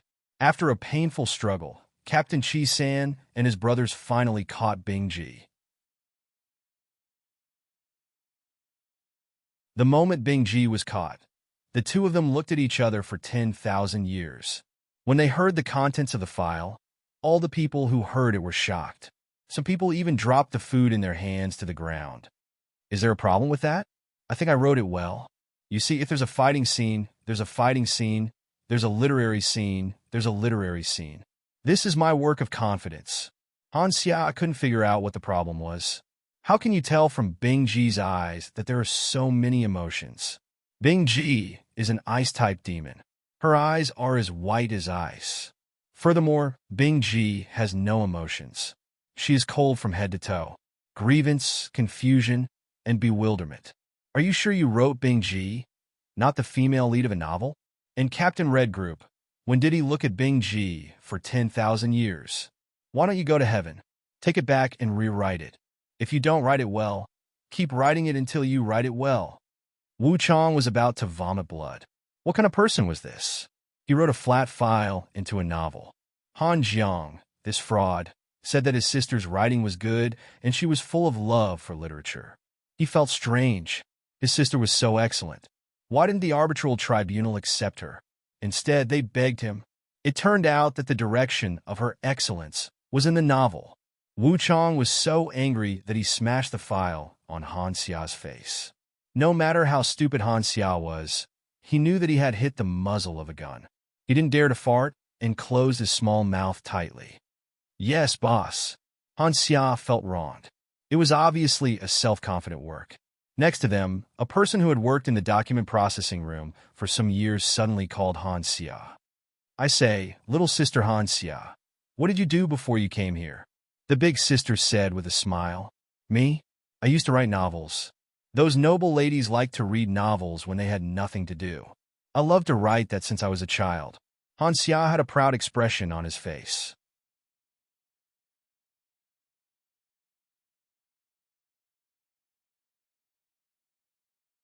Chapter 603. A lady who had been working in the document processing room for years suddenly called out to Han Xia. I say, little sister Han Xia, what did you do before you came here? The lady asked with a smile. Me? I used to write novels. Those noble ladies liked to read novels when they had nothing to do. I've loved to write novels since I was young. Han Xia said proudly. Huh? Wu Chang didn't want to say anything else. He was afraid that he would vomit blood if he said another word. Ignoring Han Xia, who was chatting passionately with the big sister beside him, Wu Chang picked up the last document file and read it for a minute. His face turned from green to black, then from black to green. Finally, he took a deep breath and swallowed a mouthful of blood. The members of the Red Fifth Squad fought with the Blue Flame Demon for 2 hours in order to capture it. In the end, the Blue Flame Demon was finally captured by the Red Fifth Squad. The Blue Flame Demon is a cruel and inferior demon. Its body emits blue flames, and it likes to kill. It has killed countless people and destroyed 3 villages. This kind of evil demon should be executed directly and sent back to the demon realm to be dealt with by the Demon Emperor. This is too easy for them. For the safety of mankind, we should directly eliminate these harmful demons and not give them any chance. These cruel and ruthless demons should be punished. They should atone for their ruthless and unreasonable actions. Wu Chang swallowed a mouthful of blood. Who do you think you are? You're just a scribe, not a critic. Your duty is only to record what you see, not to add your own subjective consciousness to the writing of these documents. What you're doing is irresponsible and reckless. A recorder's job is not to make you look at pictures and make up stories, nor is it to let go of your ego. This is a strict and serious job. After being scolded by Wu Chang for a full hour, Feng Wu and the other 2 went back to their own homes. It was Feng Wu's first day at work, and the place where she worked was the Star Hall. Many students who yearned for the Star Hall gathered at Feng Wu's dormitory, waiting for Feng Wu's first day at work. Everyone, is the Star Hall fun? Everyone, what's your job? Are you tired? Everyone, how do you feel about your first day at work? Feng Wu, I'm so tired. I want to exercise my right to remain silent. The next day, Feng Wu brought her newly written documents to the document processing room. Yesterday, she was caught by Bao Bao to learn how to write. Feng Wu felt that she had made a lot of progress. The next day, he confidently handed the file he had written in his heart to Wu Chang. After reading it, Wu Chang felt that he had made a lot of progress. At the very least, he didn't put any personal feelings into it, nor did he write it in Mandarin. Zhao Yang's new file was also passed without any mishap. Even Hanxia's file was passed.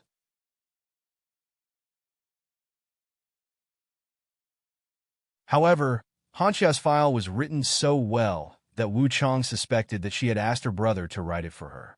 Unfortunately, he had no proof of this. The next day, Wu Chang did not arrange new jobs for the 3 of them. Instead, he opened up the old archives so that they could see how their predecessors wrote their files and learn from their experiences. After being scolded for an hour yesterday, Xiaoyi no longer mentioned coming to work with Feng Wu. He continued to be a little tyrant at school. The entire school was his playground. As usual, the vice principal indulged Xiao Ye's various activities. In the old archives room, Feng Wu and the other 2 newcomers each took one side of the room and began their day of reading the files. Ajur and Mo Gui had much more exciting days. Ajur had inherited Xia's position in the Four Saints, while Mo Gui had been assigned to the Red Group 5. As a newcomer in Group 5, his life was lively. Mo Gui's current wish was to work hard and become a purple warrior in the future. Then he would be able to carry out purple group missions. That would be the pinnacle of life. Ajur, this young master is already standing at the pinnacle of life. Feng Wu and the other 2 stayed in the archives room for 3 days. After 3 days, Feng Wu was the first to finish reading all the files. Then, she went to find Wu Chang to arrange a new job. Wu Chang was a little dumbfounded that they finished reading so quickly. These old files should have been enough for them to read for a month. Although they didn't have all the files in Star Hall, it shouldn't have taken them only 3 days to finish reading them. Wu Chang thought Feng Wu was lying, so he randomly selected files to test her. He didn't expect the girl to answer all the questions correctly. At this time, Wu Chang had to admit that there was a genius girl among the newcomers. It didn't matter. At worst, he could just take her to the archives room. As long as it wasn't any confidential files, she could read them as she pleased. This was 10 years' worth of files. If she could finish reading them in 3 days, he would write his name backwards. Wu Chang was also ruthless. He threw the Fengwu girl into the archives room for a month. When the other two finally finished reading all the files, he called the three of them together to arrange a new job. This time, their job was to restore the files. Half a month ago, the old archives room suddenly caught fire and burned several old files that were more than 20 years old. These files were more than 20 years old, but it was the work of the archives room to restore them. In the end, this thankless job was assigned to the three shining newcomers. These three files were the serial extermination case, the mysterious disappearance of Hong Village, and the massacre of the fishing village from 20 years ago.